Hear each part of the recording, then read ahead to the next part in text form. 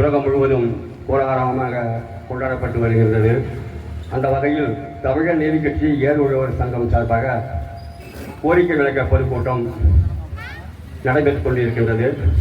இந்த கூட்டத்திற்கு வருகை தந்து சிறப்பித்த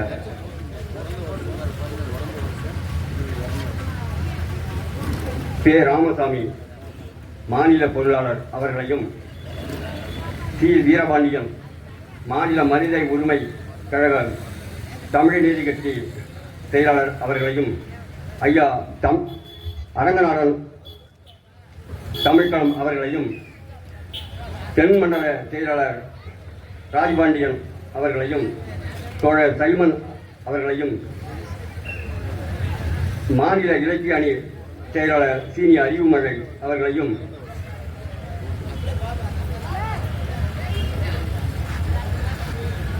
மாவட்ட இளைஞரணி செயலாளர் க. ரவி அவர்களையும்,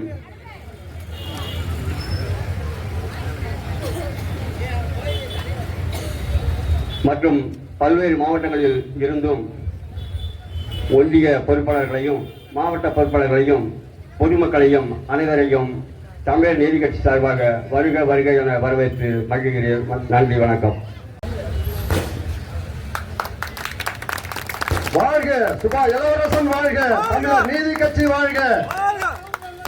வெல்லட்டும் வெல்லட்டும் தமிழர் நீதி கட்சி, வெல்லட்டும் வெல்லட்டும் வெல்லட்டும் நீதி வெல்லட்டும். உங்க வணக்கம், இங்க வருகை தந்த அனைவருக்கும் வணக்கம். வணக்கம் வணக்கம் உங்க வணக்கம், இங்கு வருகை தந்த அனைவருக்கும் வணக்கம். மணக்கும் மணக்கும் மணக்கும் உங்க மணக்கும், அறிவு மழை பாட்டில் மண் வாசனை மணக்கும். இனிக்கும் இனிக்கும் உங்க இனிக்கும், இனிக்கும் இனிக்கும் உங்க இனிக்கும், எங்க கருத்தும் கூட கரும்ப போல இனிக்கும். சிறக்கும் சிறக்கும் உங்க சிறக்கும், சிறக்கும் சிறக்கும் உங்க சிறக்கும், தமிழர் நீதி கட்சி நடத்தும் விழா சிறக்கும். வணக்கம் வணக்கம் உங்க வணக்கம், இங்க வருகை தந்த அனைவருக்கும் வணக்கம். முன்னிலை வகித்திருக்கும் கட்சியின் முன்னோடி தோழருக்கும் வணக்கம். முன்னிலை வகித்திருக்கும் கட்சியின் முன்னோடி தோழருக்கும் வணக்கம். வரவேற்பு உரை தந்த தலைமை நிலைய செயலாளர் மதியழகனுக்கும் வணக்கம். தலைமை பொறுப்பு தலைமை வகித்திருக்கும் மாவட்ட செயலாளர் செல்வ தமிழரசனுக்கும் வணக்கம். பொறுப்போடு பணிபுரியும் கட்சியின் பொறுப்பாளர் அனைவருக்கும் வணக்கம். வணக்கம் வணக்கம் உங்க வணக்கம், இங்கு வருகை தந்த அனைவருக்கும் வணக்கம். கருத்துரை வழங்க வந்த கட்சியின் மகளிரணி தலைவிக்கும் வணக்கம். கருத்துரை வழங்க வந்த கட்சியின் மகளிரணி தலைவிக்கும் வணக்கம். சிறப்புரை முழங்க வந்த தலைவராம் செந்தமிழ் போராளிக்கும் வணக்கம். நிக்கலாமா போகலாமா என்று நினைக்கும் செந்துறை மக்களுக்கும் வணக்கம். நிக்கலாமா போகலாமா என்று நினைக்கும் செந்துறை மக்களுக்கும் வணக்கம். கடமையோடு பாதுகாப்பு வழங்கி வரும் காவல்துறை நண்பருக்கும் வணக்கம். கடமையோடு பாதுகாப்பு வழங்கி வரும் காவல்துறை நண்பருக்கும் வணக்கம். இத்தனைக்கும் நடுவிலே இறுதி வரை இருப்போருக்கு நன்றியோடு வணக்கம், நன்றியோடு வணக்கம். வணக்கம் வணக்கம் உங்க வணக்கம், இங்கு வருகை தந்த அனைவருக்கும் வணக்கம். வணக்கம் வணக்கம் உங்க வணக்கம். அறிவு மழை பாட்டில் மண் வாசனையே மணக்கும், மண் வாசனையே மணக்கும்.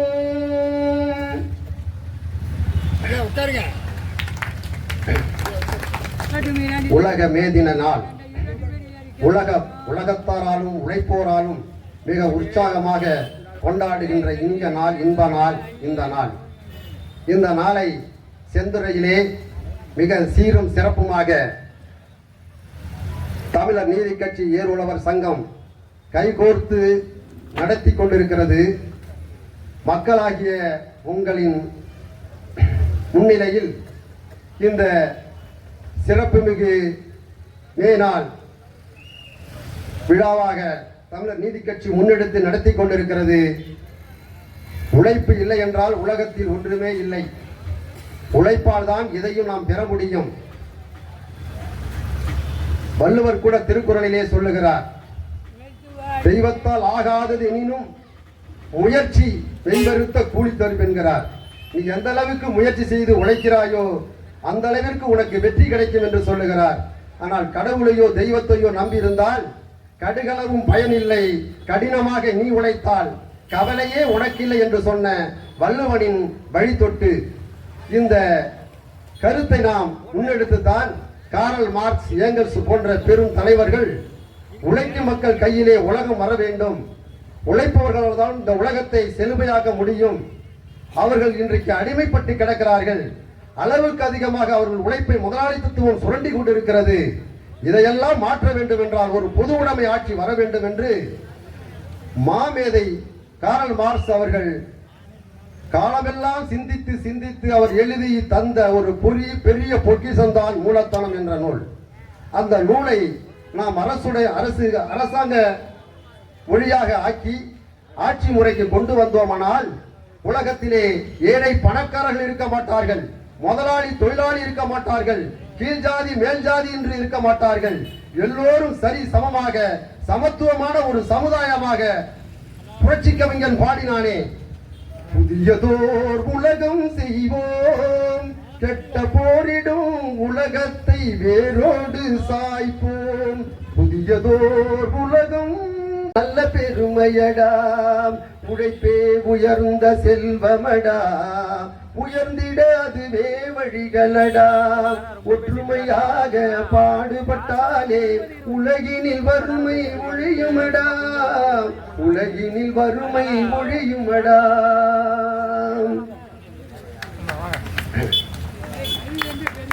காரல் மார்க்ஸ் என்னென்ன கனவெல்லாம் கண்டு இந்த மக்கள் எப்படியெல்லாம் வாழ வேண்டும் என்று எண்ணி இருப்பார் என்று எண்ணி பார்க்கவே ஒரு நாள் போராது. ஏனென்றால் அவர் குடும்பத்தை எல்லாம் வறுமையிலே தவிக்க விட்டு, அவர் குடும்பம் வறுமையிலே தவித்தது போல் உலகத்திலே வேறு யாருக்கும் எவருக்கும் அந்த நிலை வந்திருக்காது.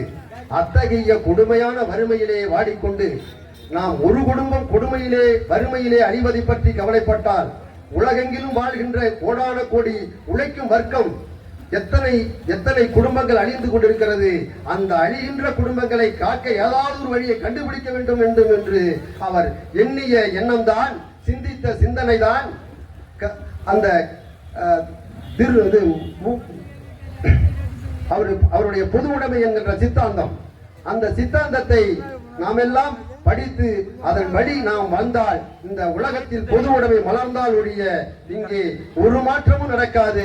ஏழை ஏழையாகவே இருப்பான், பணக்காரன் பணக்காரனாகவே இருப்பான், முதலாளி முதலாளியாகவே இருப்பான், தொழிலாளி தொழிலாளியாகவே இருப்பான். புரட்சி கருத்தான பொது உடைமை கருத்தை நாம் மனதிலே வைத்துக் கொண்டு ஒரு புதிய உலகத்திற்கு நாம் புறப்பட வேண்டும் என்று கூறி காரல் மார்க்ஸ் கண்ட கனவு கனிந்திடணும் என்ற ஒரு பாடலை பாடி நிறைவு செய்கின்றேன். மக்கள் சமத்துவத்தை வைரம் போல மதிக்கணுங்க, நீதி வழியில் காட்டும் ஆசை ஏற்கனுங்க, நீதி வழியில் காட்டும் ஆசை ஏற்கனுங்க, எங்கள் பொய்ய நேர்மையிடம் மண்டியிட்டு தோற்கணுங்க, பொய்யும் நேர்மையிடம் மண்டியிட்டு தோற்கணுங்க. காரல் மார்க்ஸ் கண்ட கனவு கணிந்திடணும், அந்த காலம் வந்து உழைக்கும் மக்கள் உயர்ந்திடணும், உழைப்பவர்க்கே உலகம் சொந்தமாகிடணும், உழைப்பவர்க்கே உலகம் சொந்தமாகிடணும், இந்த உலகை விட்டு தனி உடைமை போகிடணும், இந்த உலகை விட்டு தனி உடைமை போகிடணும்.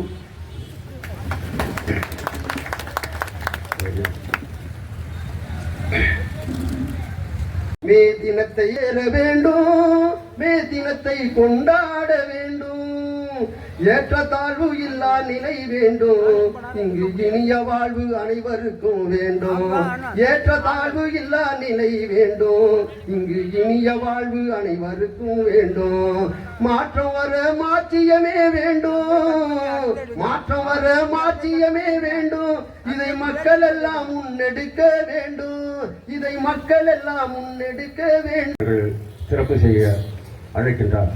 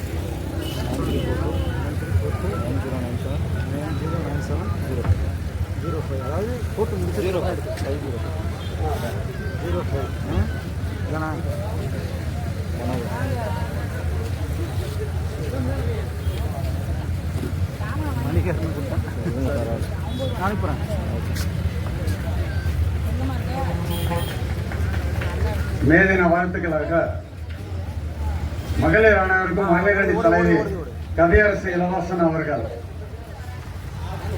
ஒரு உச்சபாடை பணிப்பார். மாவட்ட செயலாளர்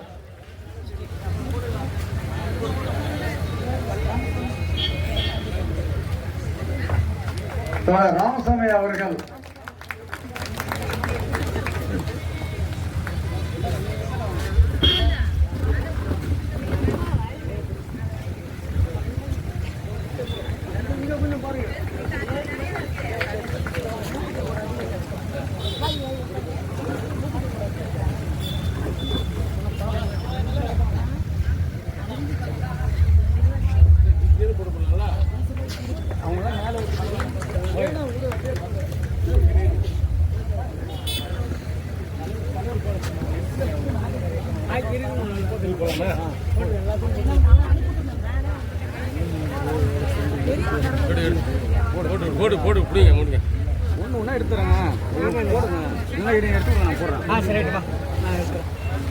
தோழர்களே, இளமங்கலத்தில் வந்திருக்கும் அன்பு தம்பிகளே, இங்க வாங்கப்பா. இங்க மேடைக்கு அருகாமையில் வாங்க. இளமங்கலத்தில் வந்திருக்கும் தோழர்கள் அனைவரும் இங்கே ஸ்டேஜ் வாங்கப்பா.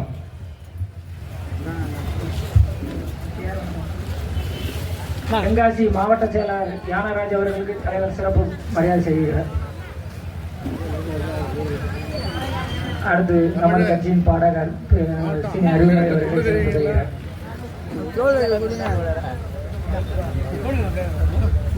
ஜெயங்கொண்டம் பாரதிதாசன் பொதுநல மன்றம் சார்பில் செந்தமிழ் போராளிக்கு சிறப்பு செய்கிறார். போனோம்னா பாருப்பா ஒண்ணு விடுங்க. ஹலோ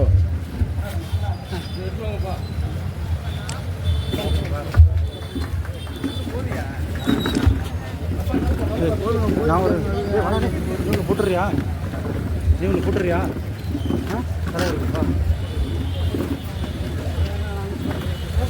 எனக்கு ஒரு ஃபோட்டோ எடுக்க யாரும் இல்லை வா வா அண்ணா ஃபோட்டோ ஒரு ஃபோட்டோ எடுக்கிறியா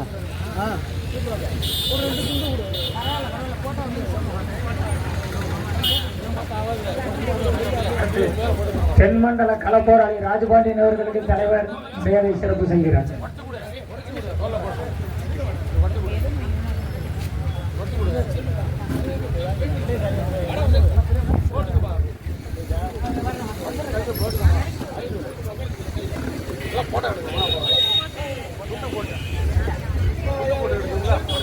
தஞ்சை மாவட்டம் குழந்தை சார்ந்த ஒன்றிய செயலாளர் கர்ணன் அவர்கள் தலைவர் அவர்களுக்கு மரியாதை செலுத்தியுள்ளார்.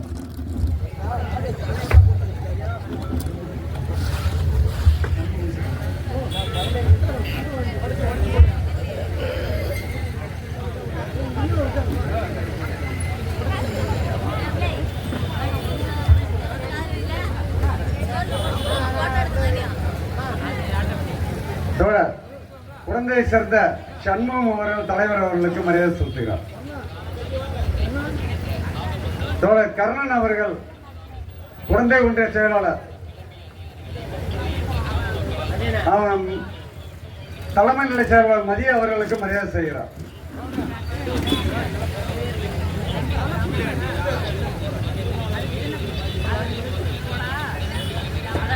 வாழ்த்துக்கள் வாழ்த்துக்கள். தோழர் என்ன தவிர்த்து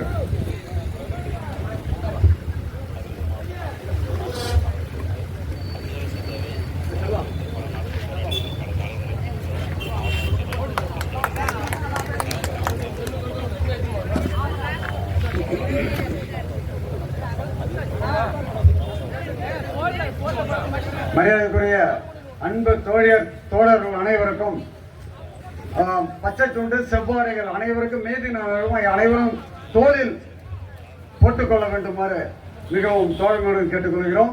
மடிச்சு வைக்காதீங்க, தோல்ல போடுங்க.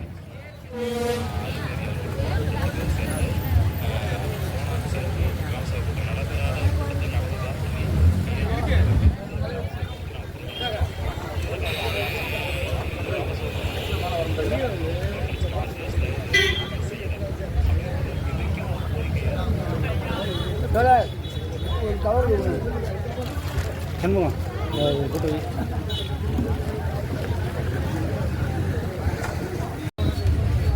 மரியாதைக்குரிய தோழர் சுபா இளவரசன் அவர்கள் இந்த மே தினத்தில் செந்துறையில் மிக முக்கிய பல்வேறு கருத்துக்களை இங்கு பதிவு செய்ய உள்ளார்.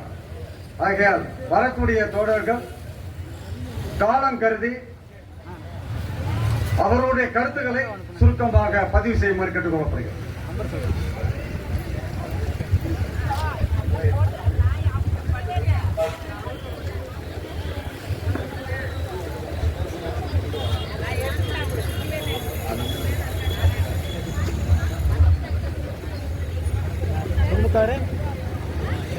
அடுத்ததாக சுண்டிப்பள்ளம் சதாசிவம் அவர்களின் துணைவியார் புஷ்பவழி அவர்கள் தற்பொழுது உரையாற்றுவார்.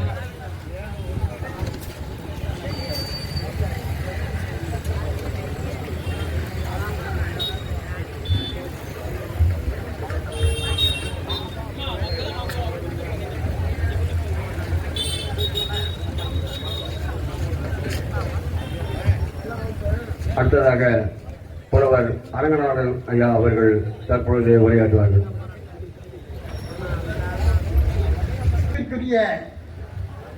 இனிய தோழர்களே, பெருமக்களே, அறிவார்ந்த அரசியல் நண்பர்களே, உங்கள் அனைவருக்கும் இனிய வணக்கம். இன்று உலகம் முழுவதும் மே தின நாள் விழா கொண்டாடப்படுகிறது.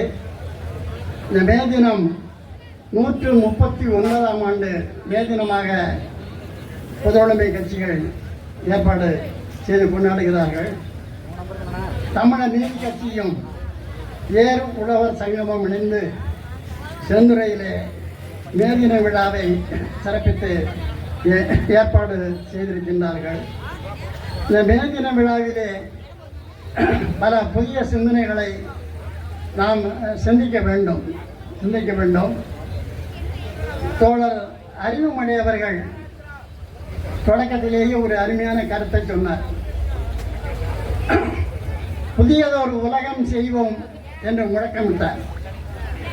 கெட்ட போரிடும் உலகத்தை வேரோடு சாய்ப்போம் என்று முழக்கமிட்டார். இன்றைக்கு உலகம் முழுவதும் போர்க்களமாகத்தான் இருக்கிறது. இந்தியாவும் பாகிஸ்தானும் போர்க்களத்தை தொடங்கிவிட்டார்கள். ஆனால் பாரதிதாசன் 75 ஆண்டுகளுக்கு முன்பாகவே புதியதொரு உலகம் செய்வோம், கெட்ட போரிடும் உலகத்தை வேரோடு சாய்ப்போம், பொது உடைமை கொள்கை திசையெட்டும் சேர்ப்போம், புனிதமோடு அதை எங்கள் உயிரின்றி காப்போம் என்று முழக்கமிட்டார். 3வது அடியாக பொது உடைமை கொள்கை திசையெட்டும் சேர்ப்போம். அந்த ஒரு கருத்தை மட்டும் நாம் இந்த மேலாளில் சிந்தித்து பார்க்க வேண்டும். பொது உடைமை கொள்கை பரவாமல் நம்மிடத்திலே பொது உடைமை சிந்தனைகள் இல்லாமல் நீங்கள் எந்த ஒரு மாற்றத்தையும் எதிர்பார்க்க முடியாது. நாட்டிலே எவ்வளவோ வளர்ச்சி முன்னேற்றம் ஆகவும் எல்லாம் புகழ்ந்து பேசப்படுகிறது. எல்லா வளர்ச்சியையும் மதுக்கடைகள் மூழ்கடித்து விடுகின்றன. எல்லா வளர்ச்சியையும் மதுக்கடைகள் காரியை போட்டு மிதித்து மூழ்கடித்து விடுகின்றன. அதன் மூலம் அந்த மதுக்கடைகள் மூலம் சமுதாயத்தில் ஒரு பகுதியினர், ஒரு பெரும் பிரிவினர் தாங்க முடியாத அல்லல்களை அனுபவிக்கிறார்கள். அதை சார்ந்த பார்க்கின்ற மக்களும் அனுபவிக்கிறார்கள். ஆகவே அந்த பொது உடைமை சிந்தனைகளை நினைவில் கொண்டு பழம்பெருமை பேசிக்கொண்டில்லாமல் மேதின வரலாறு மற்ற பெருமை இப்போ 139வது ஆண்டு. ஒரு 2 ஆண்டுகளுக்கு முன்பாக தமிழக சட்டமன்றத்திலே தொழிலாளர்களின் வேலை நேரம் 12 மணி நேரமாக உயர்த்தி ஒரு சட்டம் கொண்டு வந்தார்கள்.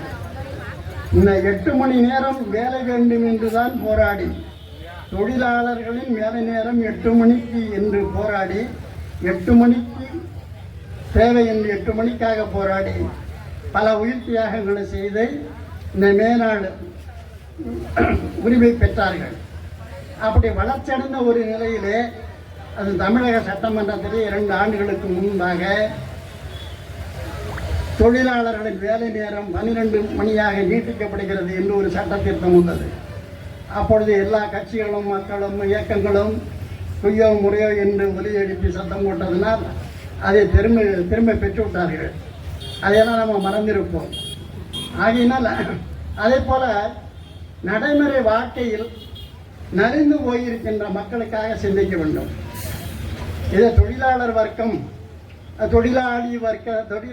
வர்க்க சர்வாதிகாரம் அவர்கள் சொல்வார்கள். தொழிலாளர் வர்க்க சர்வாதிகாரம் வந்தால் எல்லாம் சர்வாதிகாரம் என்ற சொல்லை கேட்டுதான் எல்லாம் ஒதுங்கிக் கொள்கிறார்கள். ஆகவே வாழ்க்கையில் நடைமுறையில் சமுதாயத்தில் நலிந்து போயிருக்கின்ற மக்களை பற்றி சிந்திக்க வேண்டும். அதுதான் மே தினத்திற்கு உரிய சிறப்பாக அமையும். நாட்டிலே போராட்டம் நடைபெறாத நாட்களே இல்லை. கடந்த 15 ஆண்டுகளாக சமத்துவம் வேண்டும் என்று சொல்லி ஆசிரியர் இயக்கம் போராட்டம் தொடங்கினார்கள். சம வேலைக்கு சம ஊதியம், சமத்துவம் வேண்டும் என்று சொல்லி போராடினார்கள். 15 ஆண்டுகளாக போராடி கொண்டே இருக்கிறார்கள். அதுபோல செவிலியர் மருத்துவ பிரிவிலே சம வேலைக்கு சம ஊதியம் வேண்டும் என்று சொல்லி போராடி கொண்டிருக்கிறார்கள். நிரந்தர வேலைக்காக போராடி கொண்டிருக்கின்றார்கள். அதே போல மிகவும் அடிப்படையில் இருக்கக்கூடிய அங்கன்வாடி பணியாளர்கள், சத்துணவு அமைப்பாளர்கள், சமையலர்கள் மற்றும் கூட்டுறவுத்துறையில் இருக்கின்ற இந்த ரேஷன் கடையில் இருக்கின்றவர்கள் இவர்களெல்லாம் மிக மிக மிக குறைந்த சம்பளத்தில் தற்காலிக வேலையிலே அந்த பணியில் இருக்கக்கூடியவர்கள். இப்படி தற்காலிக வேலையிலே ஒப்பந்த அடிப்படையிலே மிக குறைந்த சம்பளத்திற்கு இவர்கள் உழைத்து கொண்டு இருக்கிறார்கள். இவர்கள் தொடர்ந்து போராடுகிறார்கள். இவர்களையெல்லாம் நிரந்தரப்படுத்தி நல்ல ஊதியம் வழங்கினால்தான் மே தின விழாவின் சிறப்பு சரியாகும். மே தினத்திலே இவர்களை பற்றி நாம் சிந்திக்க வேண்டும். ஆனால் பல்லாயிரக்கணக்கிலே ஆயிரக்கணக்கிலே படித்தவர்கள், பட்டப்படிப்பு படித்தவர்கள், பிஹெச்டி டாக்டர் பட்டம் முடித்தவர்கள், பிஹெச்டி முடித்தவர்கள் பல ஆயிரக்கணக்கிலே வேலை இல்லாமல் தவிக்கிறார்கள்.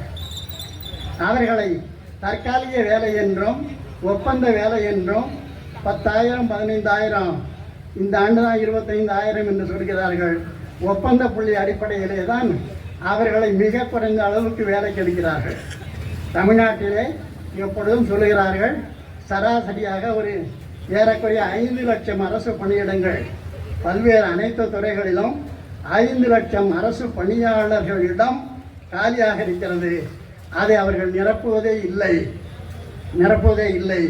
அதை சிக்கன நடவடிக்கையாக அப்படியே வைத்துக்கொண்டு அவ்வப்பொழுது வேலைக்கு ஆள் எடுப்பது போல காட்டிக்கொள்கிறார்கள். ஒரு நீதிபதி சொல்லியிருந்தார், நாட்டிலே நீதி சரியில்லை என்று குறைப்பட்டுக் கொள்வார்கள். நீதித்துறை முழுக்க அப்படி இல்லை என்றாலும் நீதித்துறை நீதி வழங்குவது போல, நீதித்துறை நீதி வழங்குவது போல காட்டிக்கொள்ள வேண்டும். அதில் தவறு ஏற்படக்கூடாது என்று ஒரு நீதிபதி கருத்து சொல்லியிருந்தார். அதனால இப்படி பல்வேறு துறைகளில் இருந்தாலும் நான் நினைப்பது, இந்த தமிழர் நீதி கட்சி சிறப்பாக ஏற்பாடு செய்தவர்கள், நீதி கட்சியின் தலைவர் தமிழ் தேசிய என விடுதலை போராளி தோழர் சுவா இளவரசன் அடிப்படை மக்களுக்காக சிந்திக்கக்கூடியவர். அடிப்படை உழைக்கும் மக்களுக்காக, இது மாதிரி வாழ்க்கையிலே நலிந்து போனவர்களுக்கு துணையாக சிந்திக்கக்கூடியவர்கள், அதற்காக ஒவ்வொரு போராட்டங்களையும் மற்றவர்களையும் முன்னெடுக்கக்கூடியவர்கள். நான் என்னை பொறுத்தவரை வாழ்க்கையில் நலிந்து போனவர்களுக்காக மேதின நாளில் நாம் சிந்திப்போம், செயல்பட வேண்டும் என்று. அதே போல நாட்டில் இப்போ சாதி வெறி உச்சகட்டத்தில் இருக்கு. அனைத்து சாதிகளும் உச்சகட்டத்திலே சாதி வெறியை உண்டாக்கி கொண்டிருக்கிறார்கள். புதிய அந்த அடிப்படையில் பாரதிதாசன் சொல்லுவார்,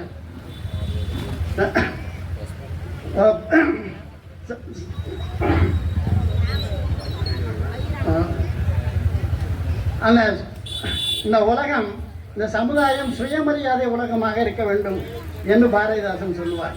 தந்தை பெரியார் அவர்கள் சுயமரியாதை சமுதாயத்துக்காகத்தான் ஒரு நூற்றாண்டாக போராடினார். தந்தை பெரியார் அவர்கள் கூலி உயர்வுக்காக போராடாதே, அந்த தொழிலில் பங்குதாரராக ஆவதற்கு போராடு என்று அவர் முழக்கம் செய்தார். அவர் ரஷ்யாவுக்கு போய் வந்த பிற்பாடு யார் யார் எந்த மொழியை பேசுகிறார்கள், தமிழ்நாட்டிலே தெலுங்கர்கள் எத்தனை பேர், கன்னடர்கள் எத்தனை பேர், தமிழர்கள் எத்தனை பேர் என்று அறிய வேண்டுமானால் அந்த தாய்மொழி என்பதையும் குறிக்க வேண்டும், கொடுத்து கணக்கெடுக்க வேண்டும் என்று அந்த நாம் கோரிக்கை வைக்க வேண்டும். தமிழ் மொழி அப்பொழுதுதான் தெரியும். இன்னொரு பாட்டிலே சொல்லுவார், இருட்டறையில் உள்ளதடா உலகம், சாதி இருக்கின்றது என்பானும் இருக்கின்றானே என்று சொல்லுவார் ஒரு பாட்டில். இருட்டறையில் உள்ளதடா உலகம், சாதி இருக்கின்றது என்பானும் இருக்கின்றானே, மறுட்டுகின்ற மதத்தலைவர் வாழ்கின்றாரே, வாயடியும் கையடியும் மறைவது என்னால். இதெல்லாம் பாடி 1945 ஒரே இரவில் தமிழ் இயக்கம் என்ற நூலை எழுதியிருக்கிறார். அந்த தமிழ் இயக்கத்திலே தான் ஒரே இரவில் 24 பாடல்கள். தயவு செய்து நீங்கள் வாய்ப்பு உள்ளவர்கள் பாரதிதாசன் பாடல் எதையும் நீங்கள் வாங்கி படிக்க வேண்டாம், தமிழ் இயக்கம் என்ற ஒரே ஒரு நூலை மட்டும் வாங்கி படியுங்கள். அனைத்து செய்திகளும் இருக்கிறது அதில்.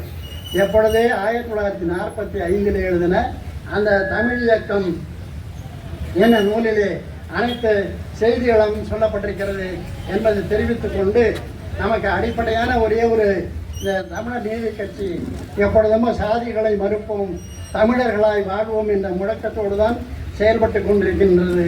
அவ்வாறு செயல்படுவதற்கு ஒரு பாரதிதாசனின் ஒரு சிந்தனையை கூறி நிறைவு செய்கிறேன். தமிழர்களே, வடவர்க்கும் பார்ப்பனருக்கும் வாழ்விடுத்து தமிழர்கள், தமிழ்நாட்டு அரசியல் கட்சிகள், தமிழர்களும் தமிழ்நாட்டு அரசியல் கட்சிகளும் எப்படி இருக்கிறார்கள் என்று சொல்கிறார்.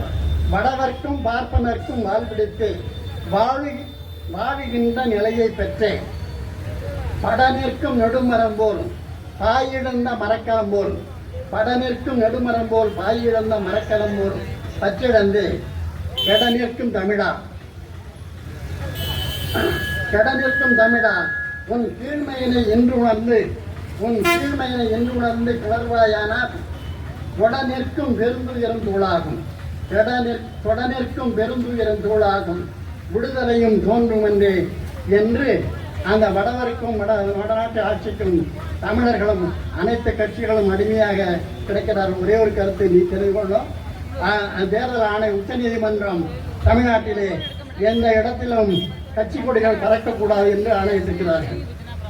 நீதிமன்ற உத்தரவு, கட்சி கொடிகள் பொது இடங்களிலே பறக்கக்கூடாது, இருக்கக்கூடாது என்று. நாட்டை ஆள்வதே அரசியல் கட்சிகள் தான். தமிழ்நாட்டிலே 62 அரசியல் கட்சிகள் இருக்கின்றன. அதில் உருப்படியாக ஒரு 10 கட்சிகள் தான் பெரிய கட்சிகள். மற்ற கட்சிகளெல்லாம் சாதி வாரியாக, மாவட்ட வாரியாக இருக்கின்றன. இந்த அரசியல் கட்சிகள் நாட்டை நிர்வாகம் செய்வதே அரசியல் கட்சிகள். அந்த கட்சிகளின் கொடிகளை பொது இடங்களிலே நடக்கக்கூடாது என்பதற்கு எந்த ஒரு அரசியல் கட்சிக்காரனும் எதிர்ப்பு தெரிவிக்கவே இல்லை. எங்கே போய் அவனவர் வீட்டிலே நட்டுக்கொள்ள முடியுமா? கட்சி கொடியை மேதின உரிமையாக இதையும் சிந்திக்க வேண்டும். கட்சி கொடிகளை அவரவர் வீட்டிலே நட்டு வைத்தால் அது எப்படி பொதுவாகும்? ஒவ்வொரு ஊருக்கும் போனால் அந்த இடத்துல ஒரு 5-6 கொடி கம்பங்கள் இருக்கும். இந்த ஊரிலே எத்தனை கட்சிகள் இருக்கிறது என்பது தெரியும். அதுதான் முறை. ஆனால் அந்த நீதிமன்ற தீர்ப்பு சொல்கிறது இப்பொழுது அப்புறப்படுத்திக் கொண்டிருக்கிறது. அதே போல 2 நாட்களுக்கு அரசு அதிகாரிகளை வசதியாக இருக்கிறது, தரம் உயர்த்தப்பட்டு உள்ளது என்று சொல்லி மாணவர் சேர்க்கை சென்ற ஆண்டை விட சொன்னாலும் மாணவர் சேர்க்கை சென்ற ஆண்டை விட இந்த ஆண்டு மிகவும் குறைந்துதான் இருக்கிறது.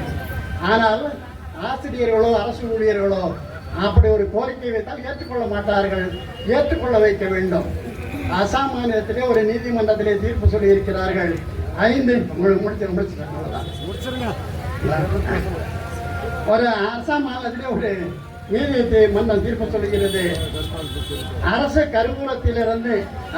கருவூலத்திலிருந்து ஊதியம் பெறுவோர் வீட்டு பிள்ளைகள், அரசு கருவூலத்திலிருந்து ஊதியம் பெறுவோர் வீட்டு பிள்ளைகள் எவராயினும் அந்த பிள்ளைகள் அரசு பள்ளிகளிலே படிக்க வைக்க வேண்டும். அதுதான் இந்த முறை என்று ஒரு தீர்ப்பு சொல்லியிருக்கிறது. அப்படியெல்லாம் பல்வேறு தீர்ப்புகள் சொல்லியிருந்தாலும் இந்த அரசு ஊழியர்கள், ஆசிரியர்கள் இவர்களால் தான் தனியார் பள்ளிகள் செழித்து வளர்ச்சி அடைகின்றன. நாளுக்கு நாள் அரசு பள்ளிகள் வீழ்ச்சி அடைகின்றன என்பதையும் கவனிக்க வேண்டும். ஏழை எளியவர்களுக்கு அரசு பள்ளிகளில் மாணவர்களுக்கு அரசு ஏராளமான சலுகைகள் தாராளமாக வழங்குகிறது. இடஒதுக்கீடு வழங்குகிறது. மருத்துவ கல்வி இலவசம், என்னென்னமோ செய்து பார்க்கிறார்கள். ஆனால் தமிழர்கள், ஏழை எளியவர்கள் அரசு பள்ளிகளை மதிக்கவில்லை. தனியார் பள்ளிகளில் தான் பல ஆயிரக்கணக்கில் செலவு செய்து சேர்க்கிறார்கள். அதைத்தான் பெருமையாக கருதுகிறார்கள்.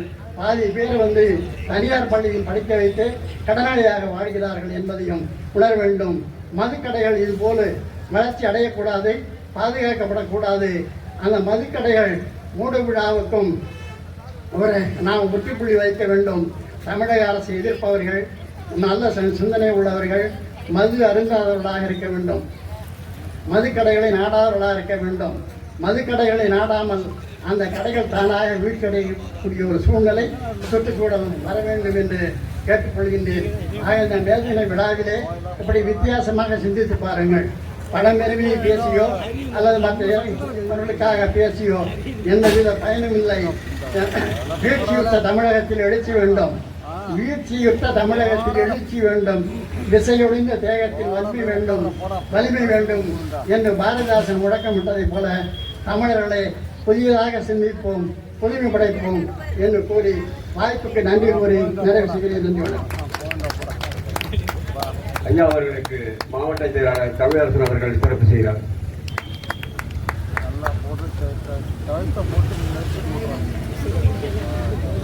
அடுத்ததாக புஷ்பவள்ளி அவர்கள் உரையாற்றுவார்கள்.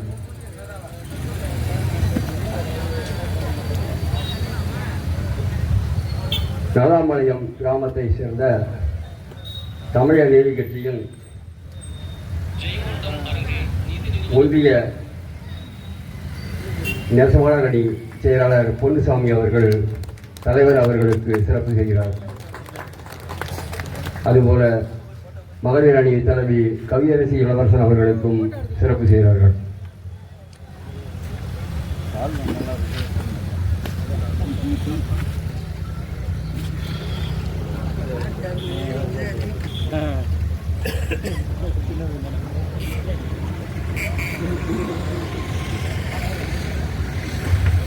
சுண்டிப்பள்ளம் சதாசிவம் அவர்களின் துணைவியார்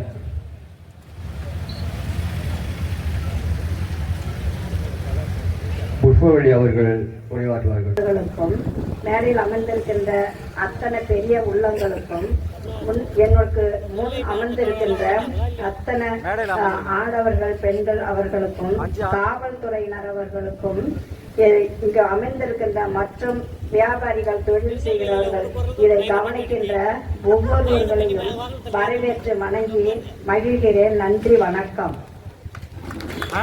இந்த நிகழ்ச்சியை காணும் பொழுது அந்த தொழிலாளர்கள் பட்ட ஒவ்வொரு அந்த அவங்களுடைய உடம்புல இருக்கிற செல்லும் அந்த முதலாளித்துவ வர்க்கத்துல அமெரிக்காவுல 1890ஆம் ஆண்டு அந்த மேதின நிகழ்ச்சி, அதற்கு முன்ன அவர்கள் பட்ட பாடு, அவர்களுக்கு வேலை அதிகம், ஊதியம் குறைவு, அவர்கள் ஓய்வெடுக்க முடியாது.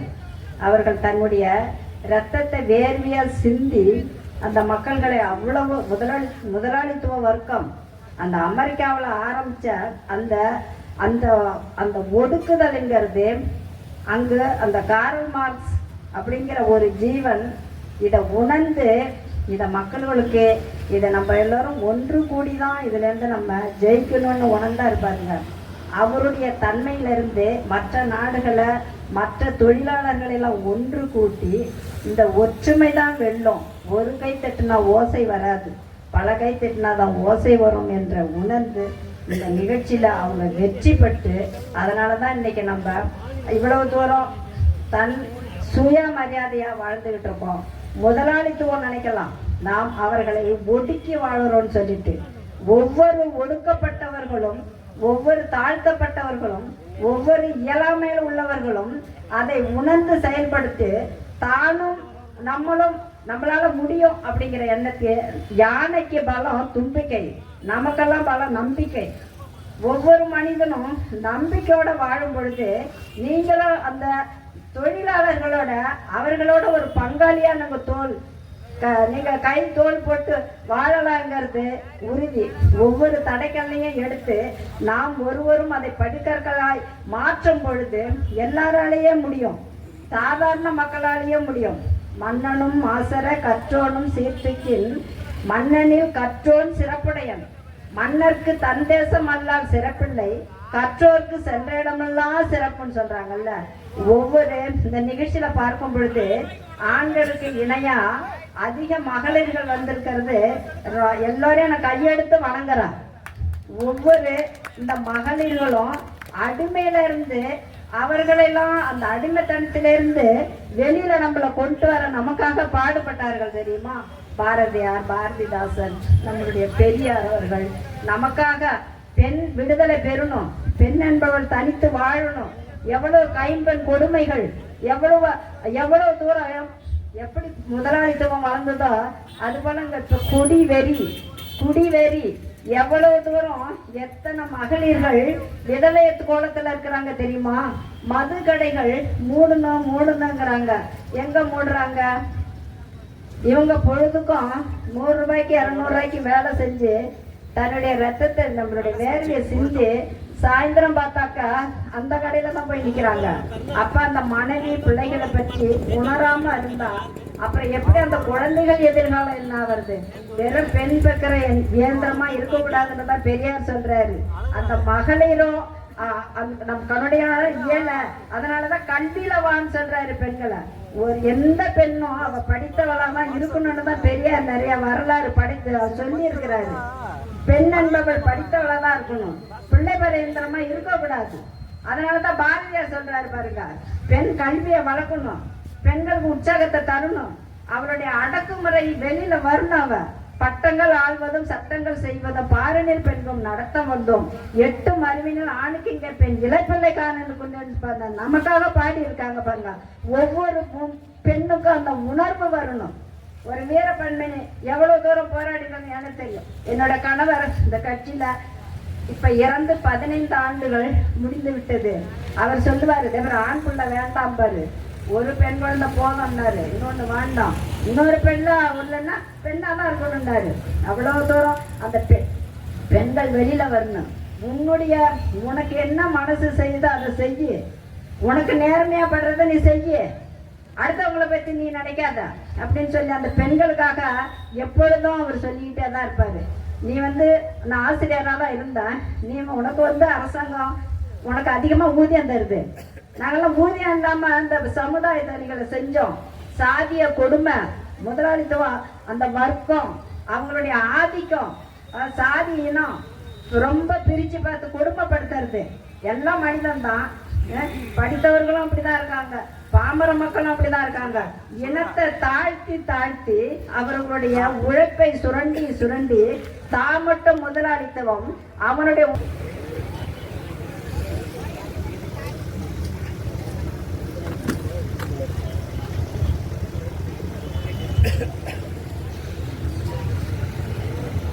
மாவட்ட செயலாளர் அவர்களுக்கு அரியலூர் மாவட்ட செயலாளர் தமிழரசன் அவர்கள் சிறப்பு செய்கிறார்.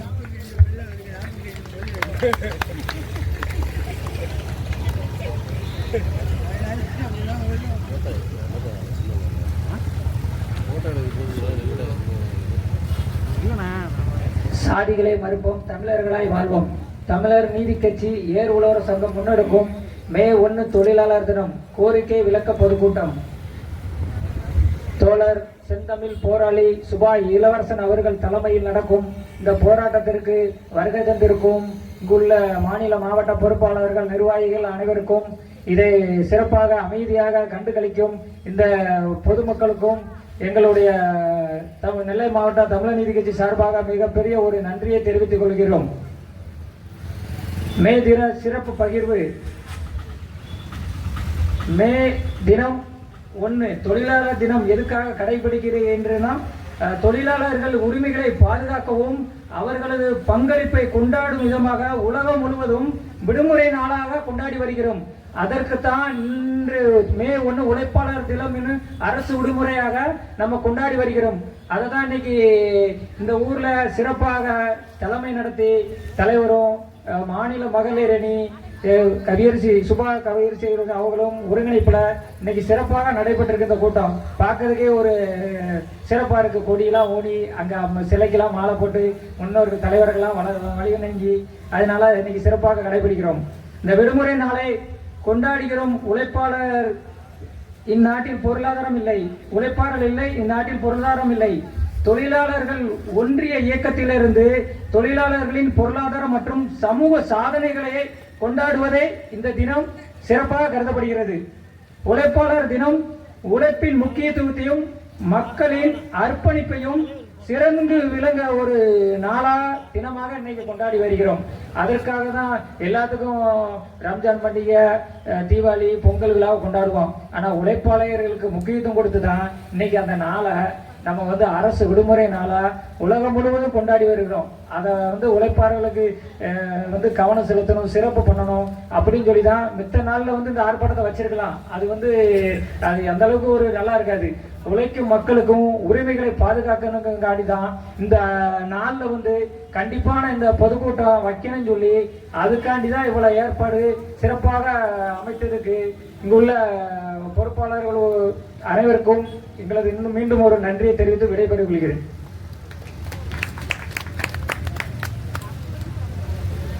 அடுத்ததாக தென்மண்டல செயலாளர் தென்காசி ராஜ்பாண்டியன் அவர்கள் தற்பொழுது உரையாற்றுவார்கள்.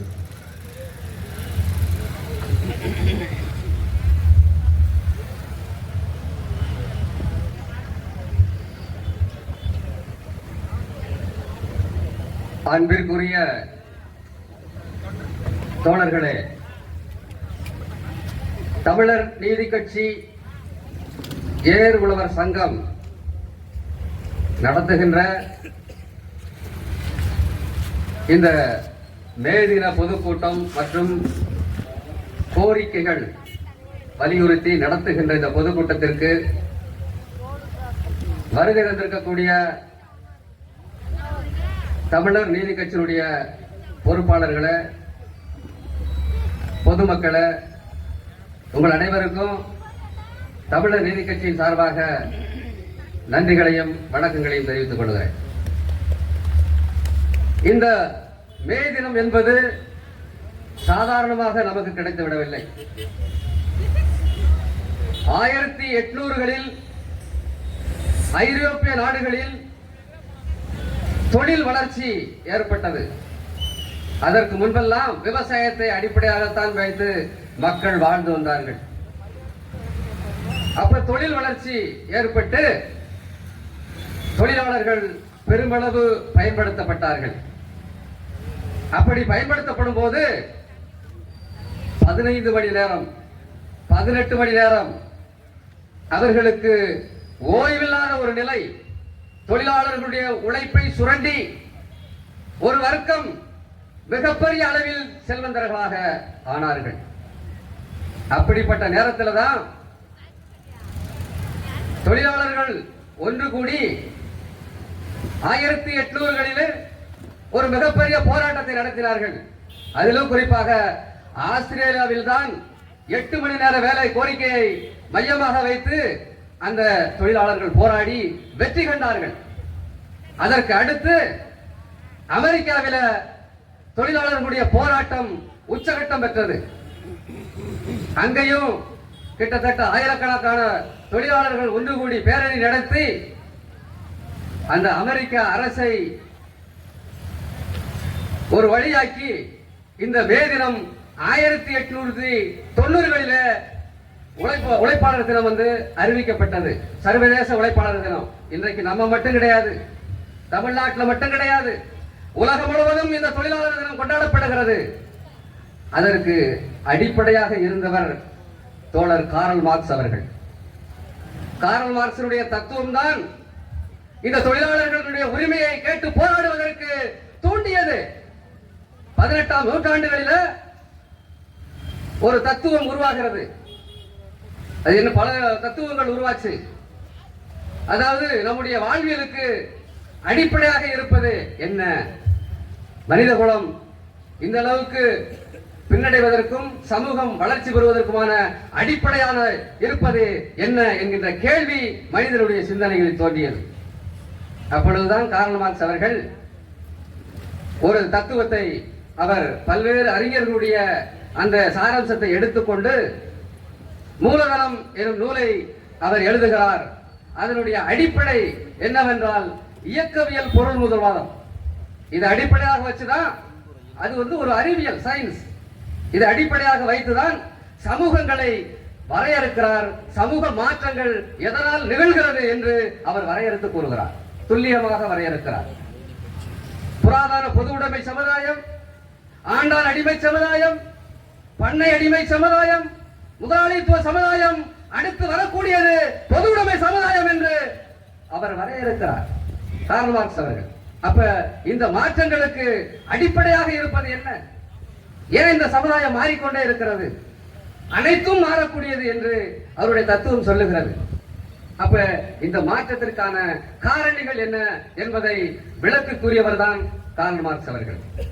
அதை புரிந்து கொண்ட தொழிலாளர்கள் இந்த உலகம் முழுவதுமான மாற்றங்கள், தொழில் வளர்ச்சி, விவசாய வளர்ச்சி, இதற்கான அடிப்படையாக இருப்பது உழைப்பு என்பதை புரிந்து கொண்டார்கள்.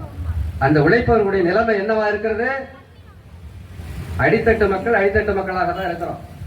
ஆனா ஆலை வைத்திருப்பவர்கள், தொழில் நடத்துபவர்கள் இன்றைக்கு உல்லாச வாழ்க்கை வாழ்ந்து கொண்டிருக்கிறார்கள்.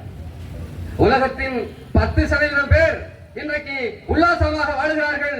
பல அடிப்படை வசதிகள் வாழ்கிறார்கள்.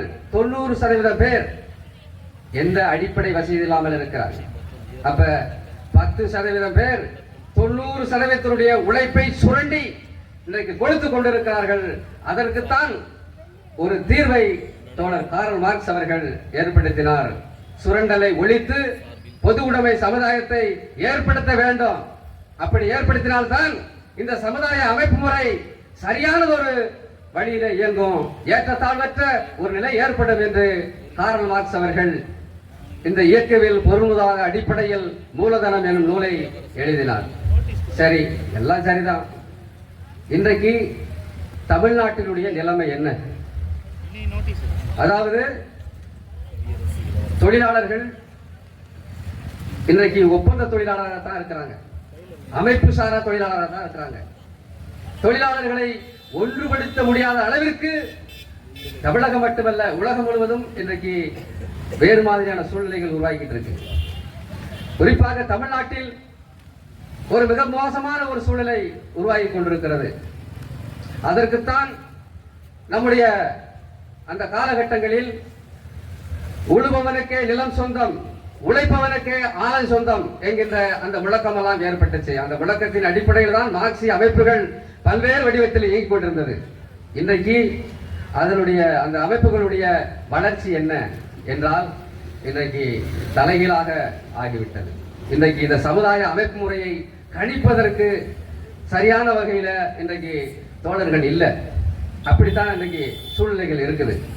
அந்த மாதிரியான காலகட்டங்கள்ல தான் 1980களில் தோழர் தமிழரசன் அவர்கள், பொன்பரப்பிலே பிறந்த தோழர் தமிழரசன் அவர்கள் தமிழ்நாட்டினுடைய விடுதலையை மையமாக வைத்து ஒரு இயக்கத்தை கட்டமைத்தார். தமிழ்நாடு தமிழருக்கே என்று பெரியார் அவர்கள் சொன்னதை தோழர் தமிழரசன் அவர்கள் பற்றி கொண்டு தன்னுடைய வழிகளிலே அவர் பயணித்தார். அப்படிப்பட்ட பயணங்கள் தான், அதாவது இங்கே வர்க்க விடுதலையா முதன்மை, தேசிய இன விடுதலையா என்கின்ற அந்த கருத்தின் அடிப்படையில் இங்கே நாம் தேசிய இன விடுதலை தான் முதன்மை என்கின்ற அடிப்படையில் தோழர் தமிழரசன் அவர்கள் தமிழ்நாடு விடுதலை படை என்கின்ற ஒரு அமைப்பை கட்டமைத்தார். அப்ப இதுல நம்ம என்ன புரிஞ்சுக்கணும் அப்படின்னா, இன்றைக்கு தமிழ்நாட்டுடைய சூழலை புரிந்து கொள்ள வேண்டும். தமிழ்நாட்டு எது முதன்மையாக இருக்கிறது, இந்த சமத்துவ சமுதாயம் அடைவதற்கு எது தடையாக இருக்கிறது என்பதை நாம் புரிந்து கொள்ள வேண்டும். அப்படி புரிந்து கொண்டால் மட்டும்தான் இங்கே எதை முதன்மையாக வைத்து நாம் அமைப்பை நடத்துவது என்கின்ற அந்த செயல் வரும். அந்த செயலை இன்றைக்கு எடுத்து செய்யக்கூடிய தமிழர் நீதி கட்சியினுடைய தேவை இன்றைக்கு அதிகரித்திருக்கிறது. தமிழர் நீதி கட்சி தான் இன்றைக்கு அந்த வழியில் தேசிய இன விடுதலையை மையமா வச்சு செயல்படக்கூடிய ஒரு அமைப்பாக அது இருக்கிறது. தமிழர் நீதி கட்சியை நாடி வருபவர்கள் இன்றைக்கு அதிகரித்திருக்கிறார்கள். ஏனென்றால் ஒரு சரியான வழிகளில தமிழர் நீதி கட்சி பயணித்துக் கொண்டிருக்கிறது. தமிழருக்காகவும் தமிழர் நலன்களுக்காகவும் தொடர்ச்சியாக போராடி கொண்டிருக்கின்ற ஒரு இயக்கம் தான். அதுவும் மார்க்சிய அடிப்படையில் தேசிய இன விடுதலையை முதன்மையாக கொண்டு இயக்குகின்ற ஒரு இயக்கம் தான், கட்சி தான் தமிழர் நீதி கட்சி. அந்த நீதி கட்சியில நாமெல்லாம் பயணிக்கிறோம் அப்படின்னு நினைக்கிற போது உண்மையிலே மகிழ்ச்சி. அப்ப வரக்கூடிய காலங்கள் நம்முடைய காலம், சமூகம் மாறிக்கொண்டே இருக்கிறது என்று கார்ல் மார்க்ஸ் சொன்னதை போல நமக்கான காலம் வரும், நிச்சயமாக மாற்றம் ஏற்படும். நாம் இந்த தமிழர்கள் அரசாளக்கூடிய ஒரு நிலைமை ஏற்படும். அந்த நிலைமையை தமிழர் நீதி கட்சி ஏற்படுத்தும் என்று சொல்லி விடைபெறுகிறேன். நன்றி, வணக்கம். அவர்களுக்கு மாநில மகளிர் அணி தலைவர் கவியரசி இளவரசன் அவர்கள் உரையாற்றுவார்கள்.